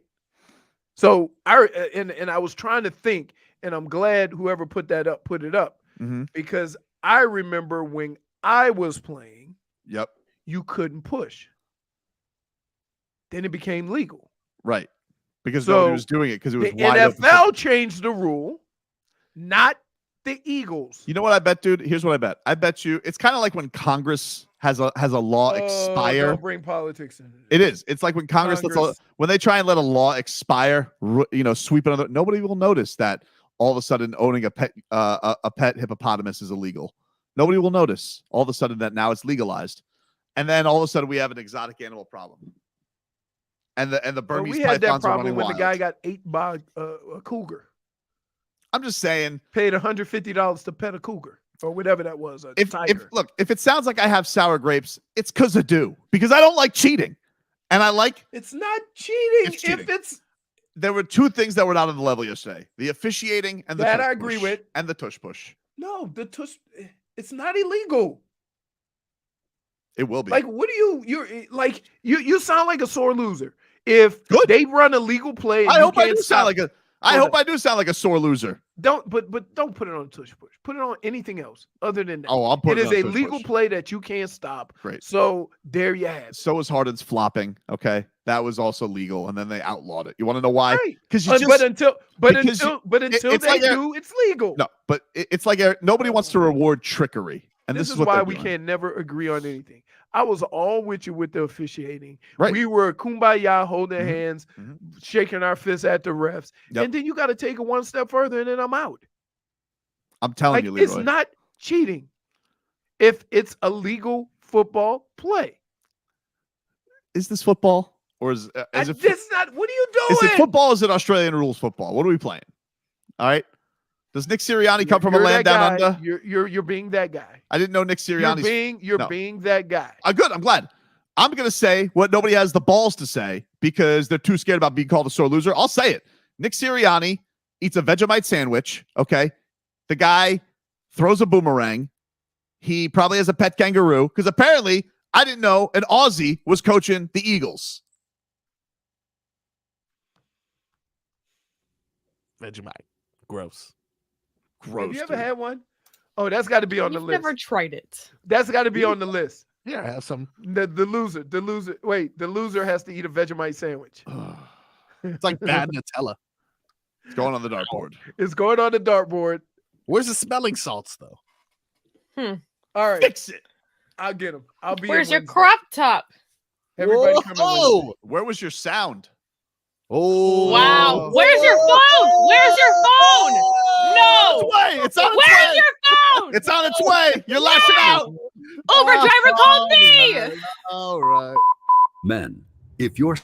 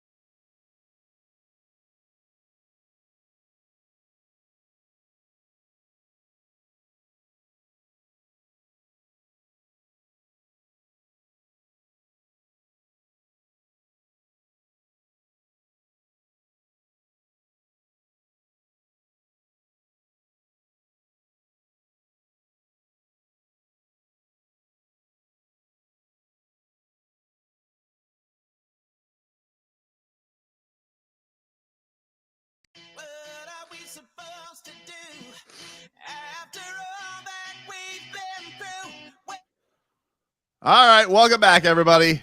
Tobin and Leroy here with you.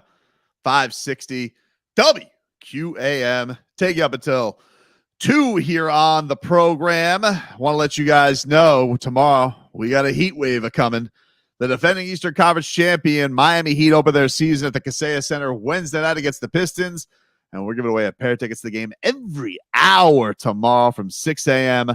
to 6 p.m. Keep listening for details on how to win. The Miami Heat, they signed Drew Smith to a standard contract. They converted Cole Swider to a two-way deal. And so that was their roster moves. They did get a big injury. Haywood Highsmith he sprained his MCL, so he's out at least 2 weeks. That's not bueno. He had an awesome preseason. He did indeed. From 3 Yep. And Josh Richardson day-to-day with his foot. So keep an eye on that. The Heat are probably wrapping up practice about now, so maybe we'll get some updates on that from Eric Spoelstra in the coming hours. So Miami Dolphins, they fall to the Eagles 31-17. Yesterday, the Patriots surprisingly beating the Buffalo Bills. I think it was just the fact that they were able to do it in the last second. I mean, the Bills have not looked good. No. But the fact that the Patriots were able to march down and get a score that late was pretty shocking to me because McCorkle doesn't do that. Your Browns, they improved to 4-2. Leroy, I think they gave up a lot. What was up with that? They gave up a lot of points. It was like of all the games that you thought would play out with that defense and the way they played, that game went nothing as planned. 77 points. Crazy. See Miles Garrett, what he did? Oh, he's so scary. He's so scary, dude. He's so scary. He's a giant. Crazy. He is frightening. He blocked a kick. He blocked a kick. He mauled Minshew in the end zone. He's so scary. Yeah. Right. I can't believe some dummy tried to punch him in the face or did punch him in the face. Right. What about the clown for Pittsburgh that swung a helmet at him? Oh my God. What was that dude's name? Mason Rudolph? Yeah. Crazy, dude. Pittsburgh picked up a win yesterday too, didn't they? Yeah, they beat the Rams. Yeah, Pittsburgh improved to 4-2. Ravens, I mean, they killed the Lions yesterday. Killed them. Yeah. Killed them. Of top teams, and I'm including even when Buffalo beat the Dolphins, that was the most dominant. Yeah. The only other one I could think of is when San Francisco beat Dallas. Yeah, but I don't consider Dallas a top team. The 49ers will be back in action tonight. But yeah, man, I watched that Giants game. That was terrible. They tortured me with that at LaGuardia. And especially when they were on the 1 yard line at the end of the game. Oh, goodness. Oh my God. I tell you what I do like about Giants games though. I love watching Brian Daboll. He is such a glass case of emotions. Like as the game is going on, like he's so happy when they do good things, but when they do bad things, he freaks out. And he looks like a little mushroom because he's like in his little sweatsuit. It's just hilarious to watch. You cannot call a grown man an NFL head coach a little. He looks like that dude though. He looks like a little mushroom. He does. He's little stocky mushroom. Who calls football plays. Yep. He looks like he should be helping out Mario and Luigi on adventures to help the princess. That's what he looks like, dude. Did you see Tyrod Taylor was starting, right? He was no longer apparently with a punctured lung. I think his lung is healed. They've refilled it with air. They were able to, but they were able to get a win with that. Danny Dimes out there who's still banged up thanks to Andrew Von Ginks, who mauled. But do you think the injuries though, Leroy, like they are going to? Joe was saying on the broadcast yesterday, he was like, I think Jalen Ramsey is going to be back next week. For this Patriots game. He made it sound like that was something that he was hearing rumblings of. He's like, I don't want to play a doctor, but this possibility they get him back this week, him and Nick Needham. He might have been hearing something though. So maybe he is hearing something, but not having, I mean, look, you can't have Eli Apple going, it's going to be an Eli day. Dude. You can't have that. You can't have that, and then A.J. Brown goes and does that, Eli Apple. You can't have it. You can't. So getting Jalen Ramsey back would be pretty awesome. Yeah. The crowd was yelling at him last night. But here's the other problem. You ready? Now X is hurt. Yep, X is hurt. So X. Well, that's always the thing when you think reinforcements are coming. It's football. There'll be some more injuries that you're going to have to then fix from the other injuries that are getting better. Like we thought that with, it's a fluid thing. It's a fluid thing. When one guy gets healthy, that you're gonna have all hands on deck. But then one of them guys get hurt, and you just kind of. I've been very impressed with how the Dolphins have been able to handle their injuries. They've done a very, very good job of it. It did feel like last night there was just one too many pieces that were gone, especially against that Eagles front, which is very, very good. Playing with 3 backup linemen, essentially. It's a tough ask, Leroy. Yeah, no, it is. Very tough. That being said, Miami, are you? By the way, what are you looking at right now? What are you like perusing Twitter? Like, what's going on? No. He's on X. I'm ordering our stuff. Oh, you look like you're in the heat of some important thing. Yeah, so I got. I've been waiting. Here's the deal. I got the smelling salts. They look terrible. Oh no. Oh, they look terrible. So all you do is look crack. Well, that gives you energy. It's supposed to give you energy. Little pep in your step, dude. It makes your whole body burn. Like it wakes you up. That it wakes you up. Okay, then we should do Like that coffee. at noon. Okay. Oh yeah. Yeah, because we can't do it at 10. Because your ass ain't gonna show up till 10:10. Minus 1 for Sass. I don't know. That's a bit of a point. Listen.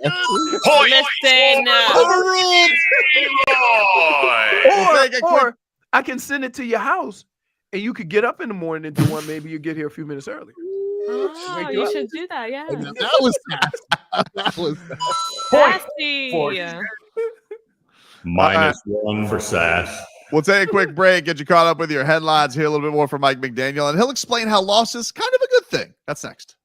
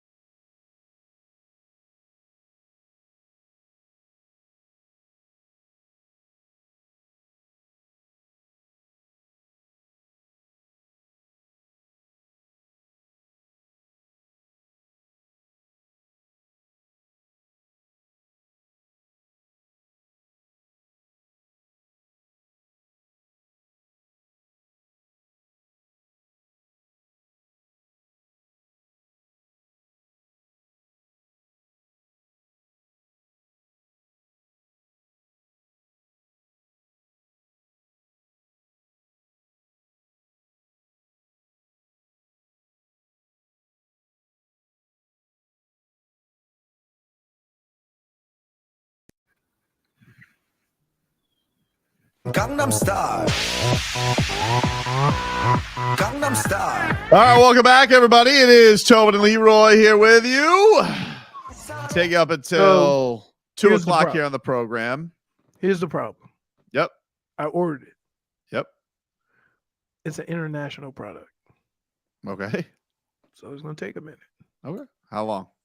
I don't know. It says International Express. So Fix it, International Express. they had a lot of pictures of soccer players. So this ought to be very interesting. Oh, man. Hey, if you guys want to go to Stars and Strings. And it might be a little snug. Oh, you're talking about the Yeah. Are you talking about the crop top or are you talking about the smelling salts? Crops. Oh, he's talking about the crop. Yeah. That's an international product? Yeah. Huh. That's why we see all the soccer players wearing them. All right. Anyway, if you guys want to go to Stars and Strings, a great night of country music, which is coming to Hard Rock Live on November 1st. We're giving you a chance to win tickets. Text the word STARS to 20357. That's STARS to 20357. Tickets are available for purchase at starsandstrings.com. That's starsandstrings.com. Get into some headlines brought to you by the new Palmetto Ford Truck Supercenter. Why buy a truck at a car store? Palmetto Ford. We know trucks. Can you give me Mike McDaniel, Marcos? Why? Because he ain't keep it real. He ain't keep it real. Let's hear from Mike McDaniel on how losses can be good. If you're going to lose games, you want it to be against a really good team, and you want it to hurt. And there's the collection of coaches and players in the locker room right now are hurting because they feel like they left some plays on the field for sure. So losses, if approached the right way, if you're not pointing fingers and you're looking internally, can be a good thing too. And so that's what will be determined to make this moving forward, starting with tomorrow. Can they make a montage and film, Leroy, of them getting hosed? They did on Twitter. but here's the thing. I make fun of Mike McDaniel, but here's one thing I always appreciate. That dude is consistent about how he goes about everything in that job, right? He's never getting overly excited about something really good, and he's never getting overly disappointed about something that happens bad, that happens poorly. Mm-hmm. And as a player, you can appreciate that. I think one of the things that, a lot of people didn't like Bill Belichick, but one of the things that you appreciate if you played for Bill Belichick was he never threw you under the bus. Mm-hmm. Never. You never hear him talk about one specific player. And that's something that a lot of guys appreciate because it's a hard job. I think there is something to, while the Dolphin fan wants there to be a level of, hey, let's show it against the best teams in the league, which, yeah, you can say that they haven't done that yet, but there is an element to that. The voice from Tua and Mike McDaniel after the game is they are building towards something, and they're not going to lose sight. You got to respect that, even if you feel terrible about them losing, is that, you know what? They stay status quo. And from the head coach to the quarterback to everybody that gets interviewed during the course of a week, they stay the course. And there's something to be said about, a player not trying to defend himself. Yeah. Right? Because it's very easy to get caught in that mode to where, for example, what did Jamar Chase? I'm always open.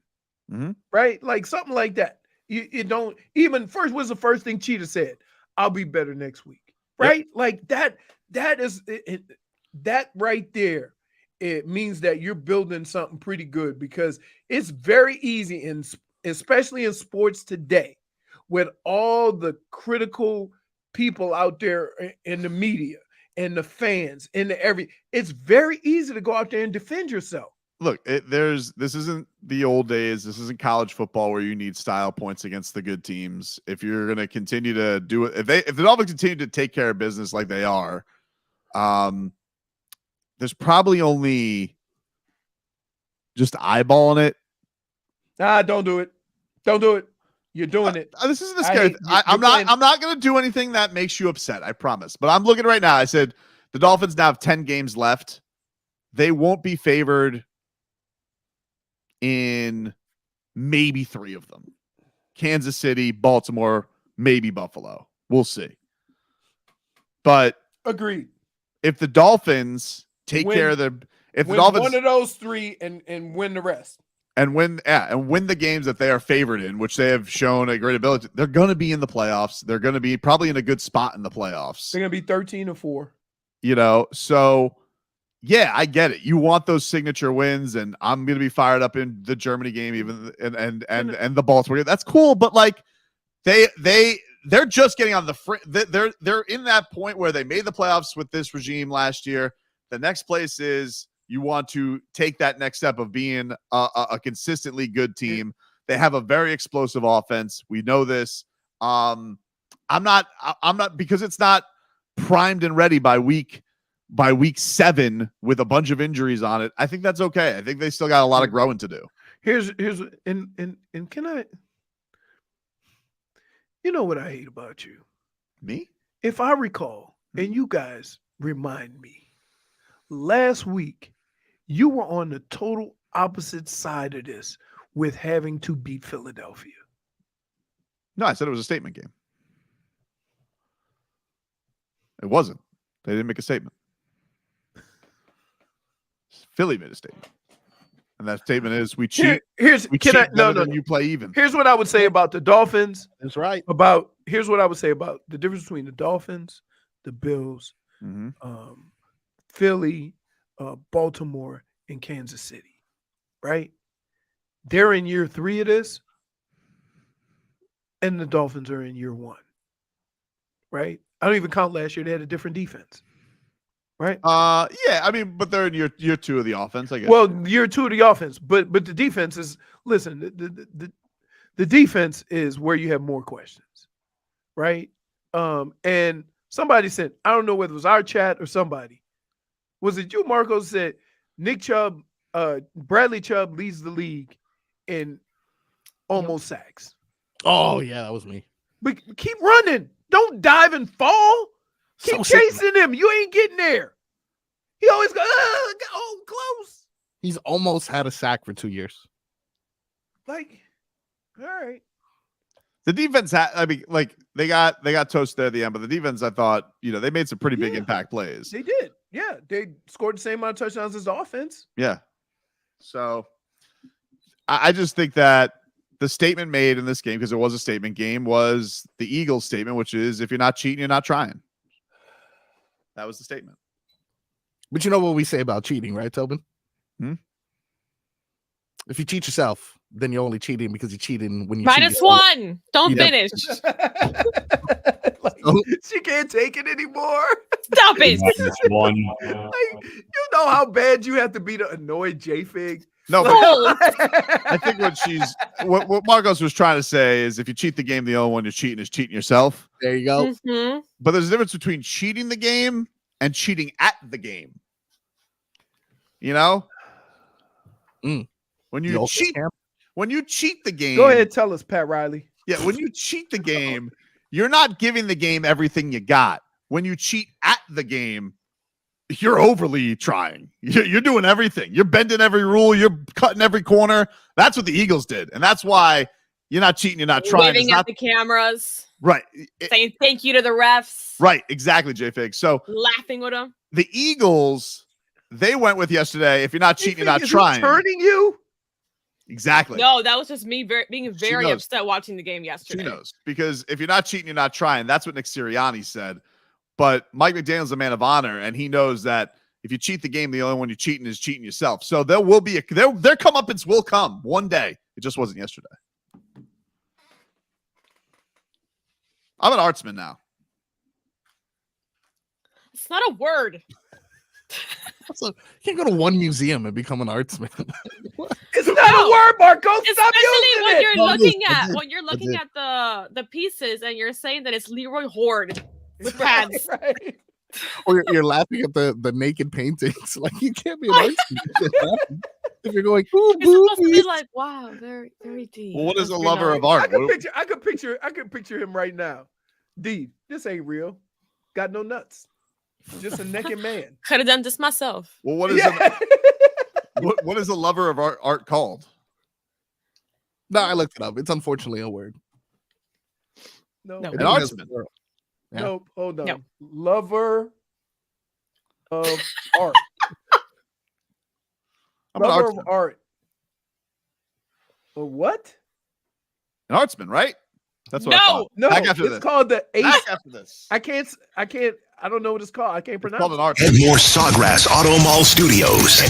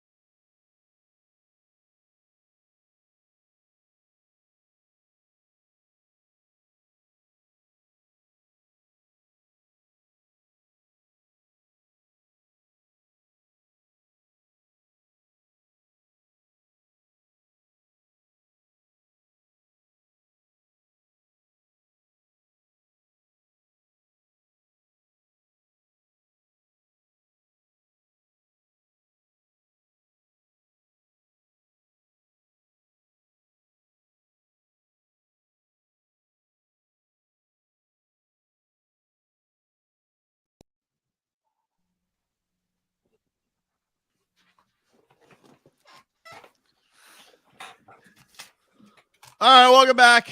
Tobin and Leroy here with you on 560 WQAM. Take you up until 2 o'clock here on the program. Oh, you all right, dude? You almost had that incident where you hit yourself in the face with that. It slipped. It was close. It slipped. It was close, but you notice I keep my arms length till I get everything together. Yeah, it was close, dude. It was close. It's called the estate.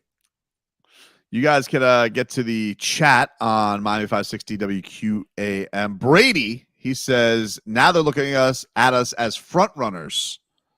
I think there's like an element to that the Dolphins. I mean, well, they weren't front runners against. I mean, it's not great, but the Dolphins were down 14-0 against Carolina. They did come back.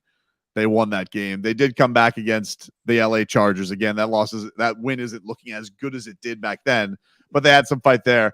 I would honestly say they got down 2 scores. They tied it last night.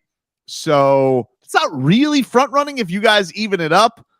I think that, yeah, when you're an offensive first team, which is what the Dolphins are, you always want to dictate the game on your terms. One of the things that probably knocked them for a loop yesterday is how they couldn't do squat with the run game early on. I mean, nothing. They were getting snuffed out.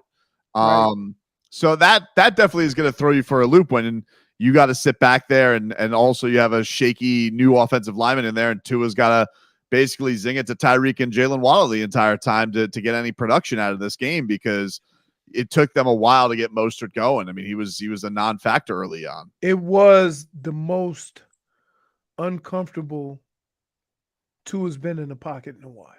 Yep. And as far as still being able to deliver the ball pretty accurate, I would say he did a good job of that. It's just that you couldn't get any substantial offense. And whenever you did, it was a penalty. So, I just, the other thing is that when you look at what the Eagles did, they had a couple of big plays, but most of it was methodical. Think about you very rarely go through a long drive with maybe 1 4th down and near midfield. Mm-hmm. They had 2 or 3 in one drive. So you're talking about maximum amount of plays twice.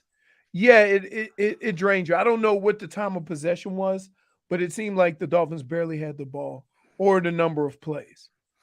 Let's see. Team stats. Total plays. Eagles 68, Dolphins 48. Right. Imagine the Dolphins offense with 20 more offensive plays. Time of possession 36 for the Eagles, 23 for the Dolphins. Right. So a quarter and a half. I want to know how much of that is directly a result of the tush push. Twice. I mean, you kept drives going with a moving clock. The tush push. That tush push on his own, that was balls. I mean, it's cheating balls because he knows he's cheating. But that's Sirianni. He goes tush push. What was he at the 20 something? Yeah. And that was a big one. The old cheek sneak.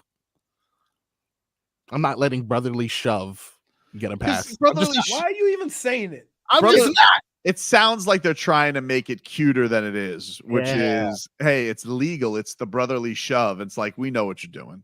We know what you're doing. We know what you're doing. It ain't brotherly. Yeah, we know what you're doing. Look, there's some evil intentions with those pushes. I just know that, like, somebody said in the chat, they said the Eagles are the new Pats. It's just like, something's just a little up with this team, right? Like Tom Brady, deflated footballs. It's no big deal. Who cares? I don't like it. But you can see the characteristics off the bat, dude. And it's like, right now, I'm looking at this. It's like, you know what a real Philadelphia trick play was? The Philly special. That's a real gimmick play. Yeah. The Philly special. That's football, though. That was football. This rugby. That's it. I don't want to dwell on it. I mean, we keep harping on the same thing. But it's just like, all of a sudden Tom Brady's football is a little deflated. It's like, was it a big deal? Was it not a big deal? Well, it caused a national scandal, and there was an investigation into it. So you do with it what you will. But we all just knew when that happened and the Colts exposed them. Did it sound like sore loser sour grapes? Perhaps. Did he win another? Yeah, he did. I mean, Tom Brady always wins, but we knew that something was up there. And there's something up with Tush Push. Just something. Yep. You're ridiculous. Nah, investigate. I don't want to harp on it anymore. Let's get back to the real task at hand, which was those refs were definitely on the take. Oh, yeah. Those refs were definitely on the take last night, dude. I don't know which one you want to go to the most. I've seen some bad calls, but there were a couple that were just ridiculous. What is the fine for crying about the refs? Because I feel like it's a lot more in the NFL because nobody seems to do it. Well, because usually a coach will not allow the players to complain about the refs. And usually, I mean, and say what you want about Mike McDaniel and how he could have said something and felt and it all been warranted. That's not his thing. That's not his, but he does that with everything. So I'm not gonna blame him or be mad at him for being who he is. Like he literally could care less about all that, right? And he's been that way about everything, right? So like, yeah, man. Like I was mad as hell, and like I'm an outsider. Like, come on, man, it's terrible. It's terrible. Like the like for the officials to know the rule. Let me explain to you something about the Christian Wilkins roughing the quarterback. Here is the rule. You have one step. If you take that second step, so if you go one step and then another step and hit the quarterback, it's a penalty. If you only take one step, it's no penalty. That's the rule. That's the rule they live by. That's it. Okay? They kept showing it on replay. He took one step. I know.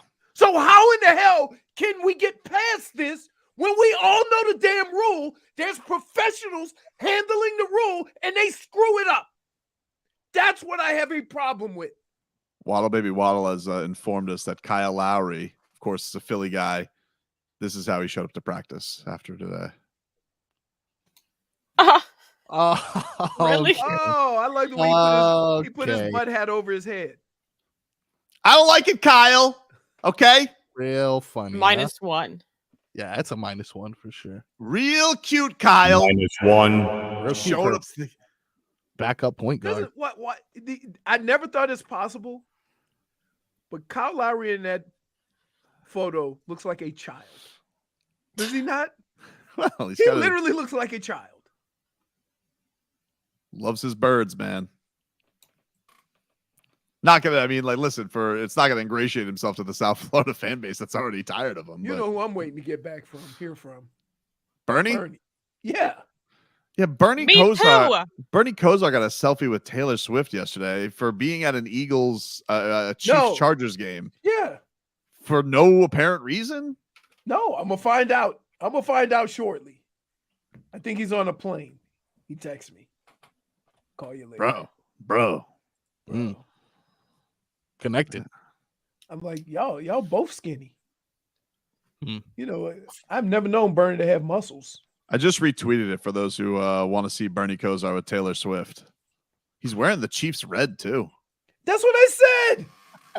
So what the hell? Wait, what are you? That's funny. Hold on. But I will say this. There is like multiple pictures too. There's multiple I think there's, pictures. He's like, a full body one. He partied with her Bernie at her. is known everywhere, and I can't explain it. He says, watching the Browns game with Taylor Swift pre-KC game. Tough to see Deshaun Watson hurt. And he's got a picture with Taylor Swift. What's going on, man? He looks so cute. Why is Bernie Kosar hanging with T Swift? She is not short, because Bernie's not a short dude. And she was wearing very large heels. Oh, okay. She's got well, either way. I mean, like, No, they're both very tall though. Yeah.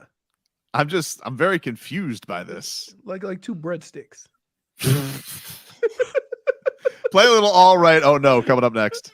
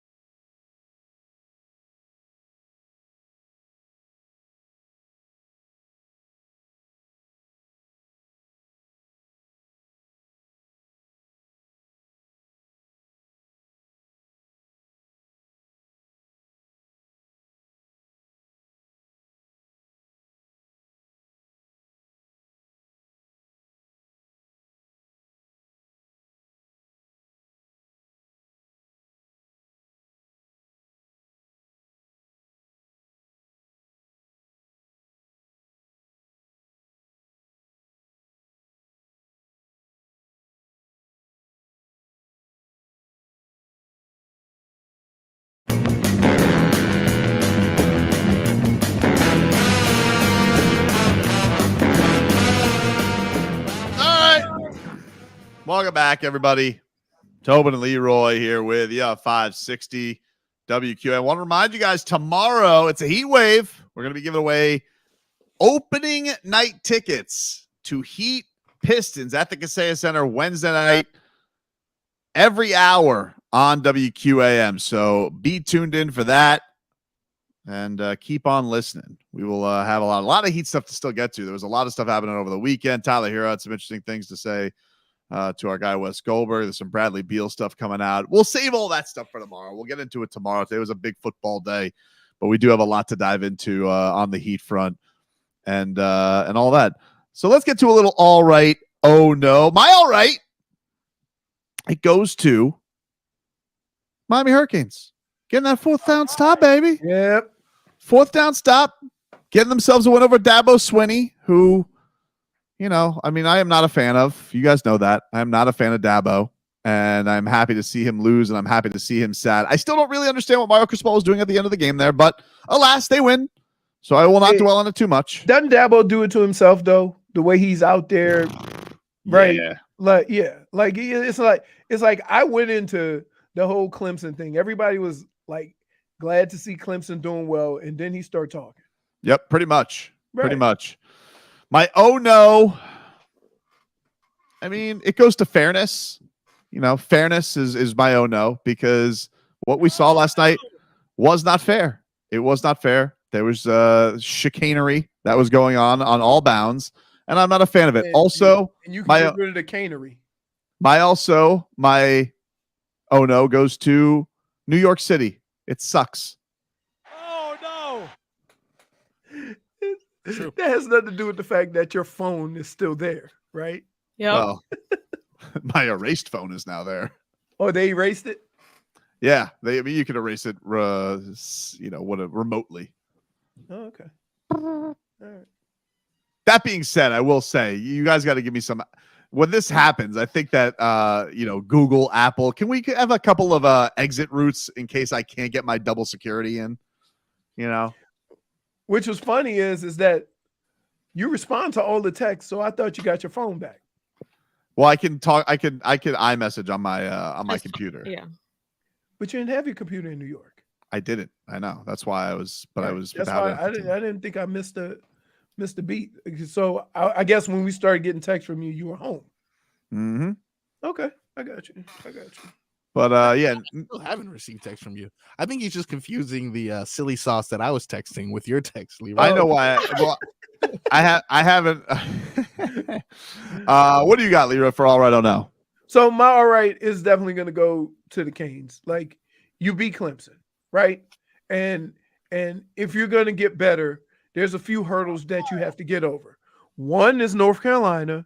The other one is Clemson, those two teams have been embarrassing your ass for the last 5 years, okay, whenever you play. So they got over that hump. Good. Let's keep it moving. And please, Mario, stay out of their way. Okay, thank you. And look, I don't like calling out officials. I really don't. But what transpired last night was blatant. Like, something has to happen. It was too blatant. Like, I saw I think it was a turnover when I forget who fumbled, when one Dolphins player was being dragged out by his face mask and nothing. We sit there watching on TV, the dude's like being pulled out of the pile like a fish. Nothing. Let's not forget the penalty with the receiver. I don't know who it was. It was a Waddle or somebody who just got jerked down by his face mask. Nothing. I mean, just there's too many egregious plays that happen on the field and too many suspect calls that happen against the Dolphins. And again, I'm not that guy. So if I'm saying that there's some legitimacy to it, I'm not just doing it as a fan. It was terrible. It was bad.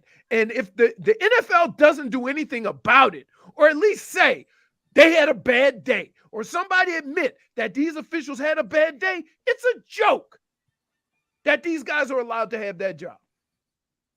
With you, dude. By the way, a little update from Heat practice. No Josh Richardson today. Still dealing with the foot. Haywood Highsmith, as we know, he's going to be out for a couple of weeks, so he did not practice. RJ Hampton also out because he was sick. JFig, what's your all right no today?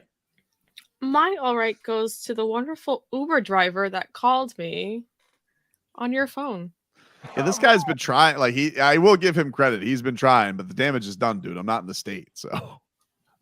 Well, damage is done because of surcharge. So why wouldn't he call a last name that had Tobin on it? My thing is that he said I was the last one. Did you call him and he probably just hit the name? I think what probably happened was, this is my guess, because I don't think he can get in the phone, but you could go to Siri, call blah blah blah, and it'll call. Right. So my guess is you guys were probably texting me, and he's probably like call, because he called like the last 8 people who texted. I'm like, but I don't know what to tell you. Like I couldn't. Nobody heard from the guy until like late last night.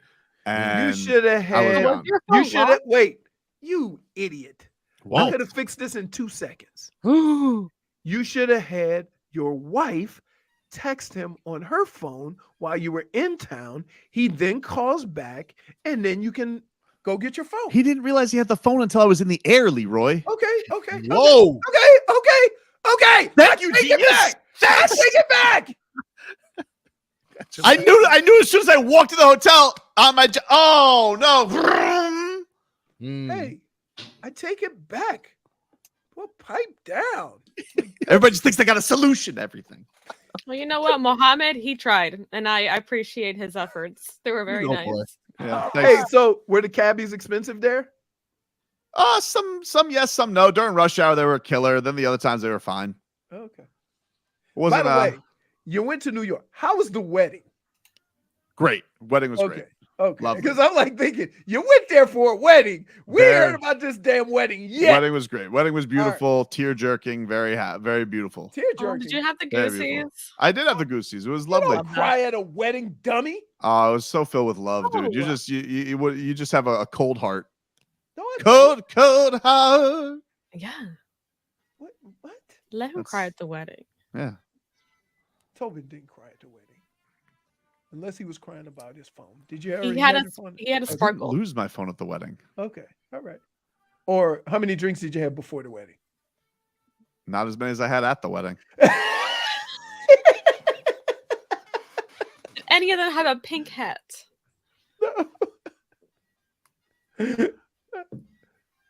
Marcos, what's your all right? No. Oh, I'm sorry. It was an no to me. Well, and then why are you giving him an all right? You give him an all right for not fixing the situation. Because he tried. Great. Yes, Tobin. It's not his fault that you left your phone in his Uber. So did the refs last night. They tried. No. They did try. You want to know why? Because they were trying to take the thing out of their eye because they couldn't see. Bombs! Penalties. Also, my oh no goes to Nicholas and his punchable face. Oh, yeah. Nicholas Sirianni. Nicholas. Yeah. Also, do you think I want to be seeing this? Yeah. Look at this. So chummy. Look a at little this. smirk off your face. Investigate. Okay, now you can go. I feel like he goes up to Mike McDaniel after the game. He goes, "Tough game, Puddin."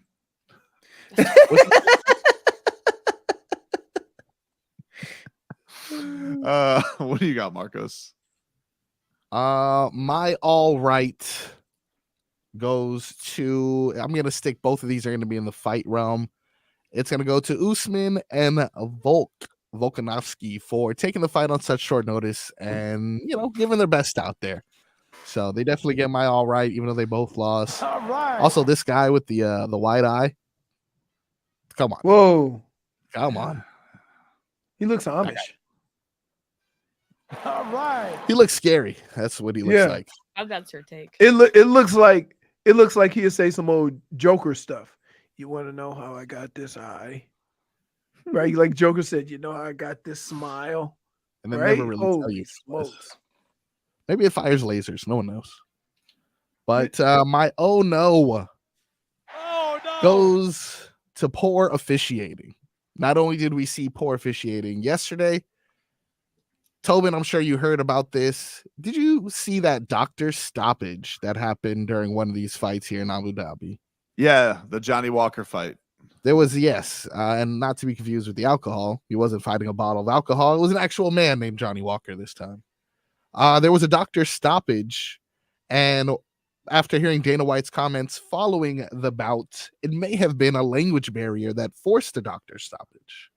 Yeah, here's the thing, though. Did the doctor not speak English? Is that what he's saying?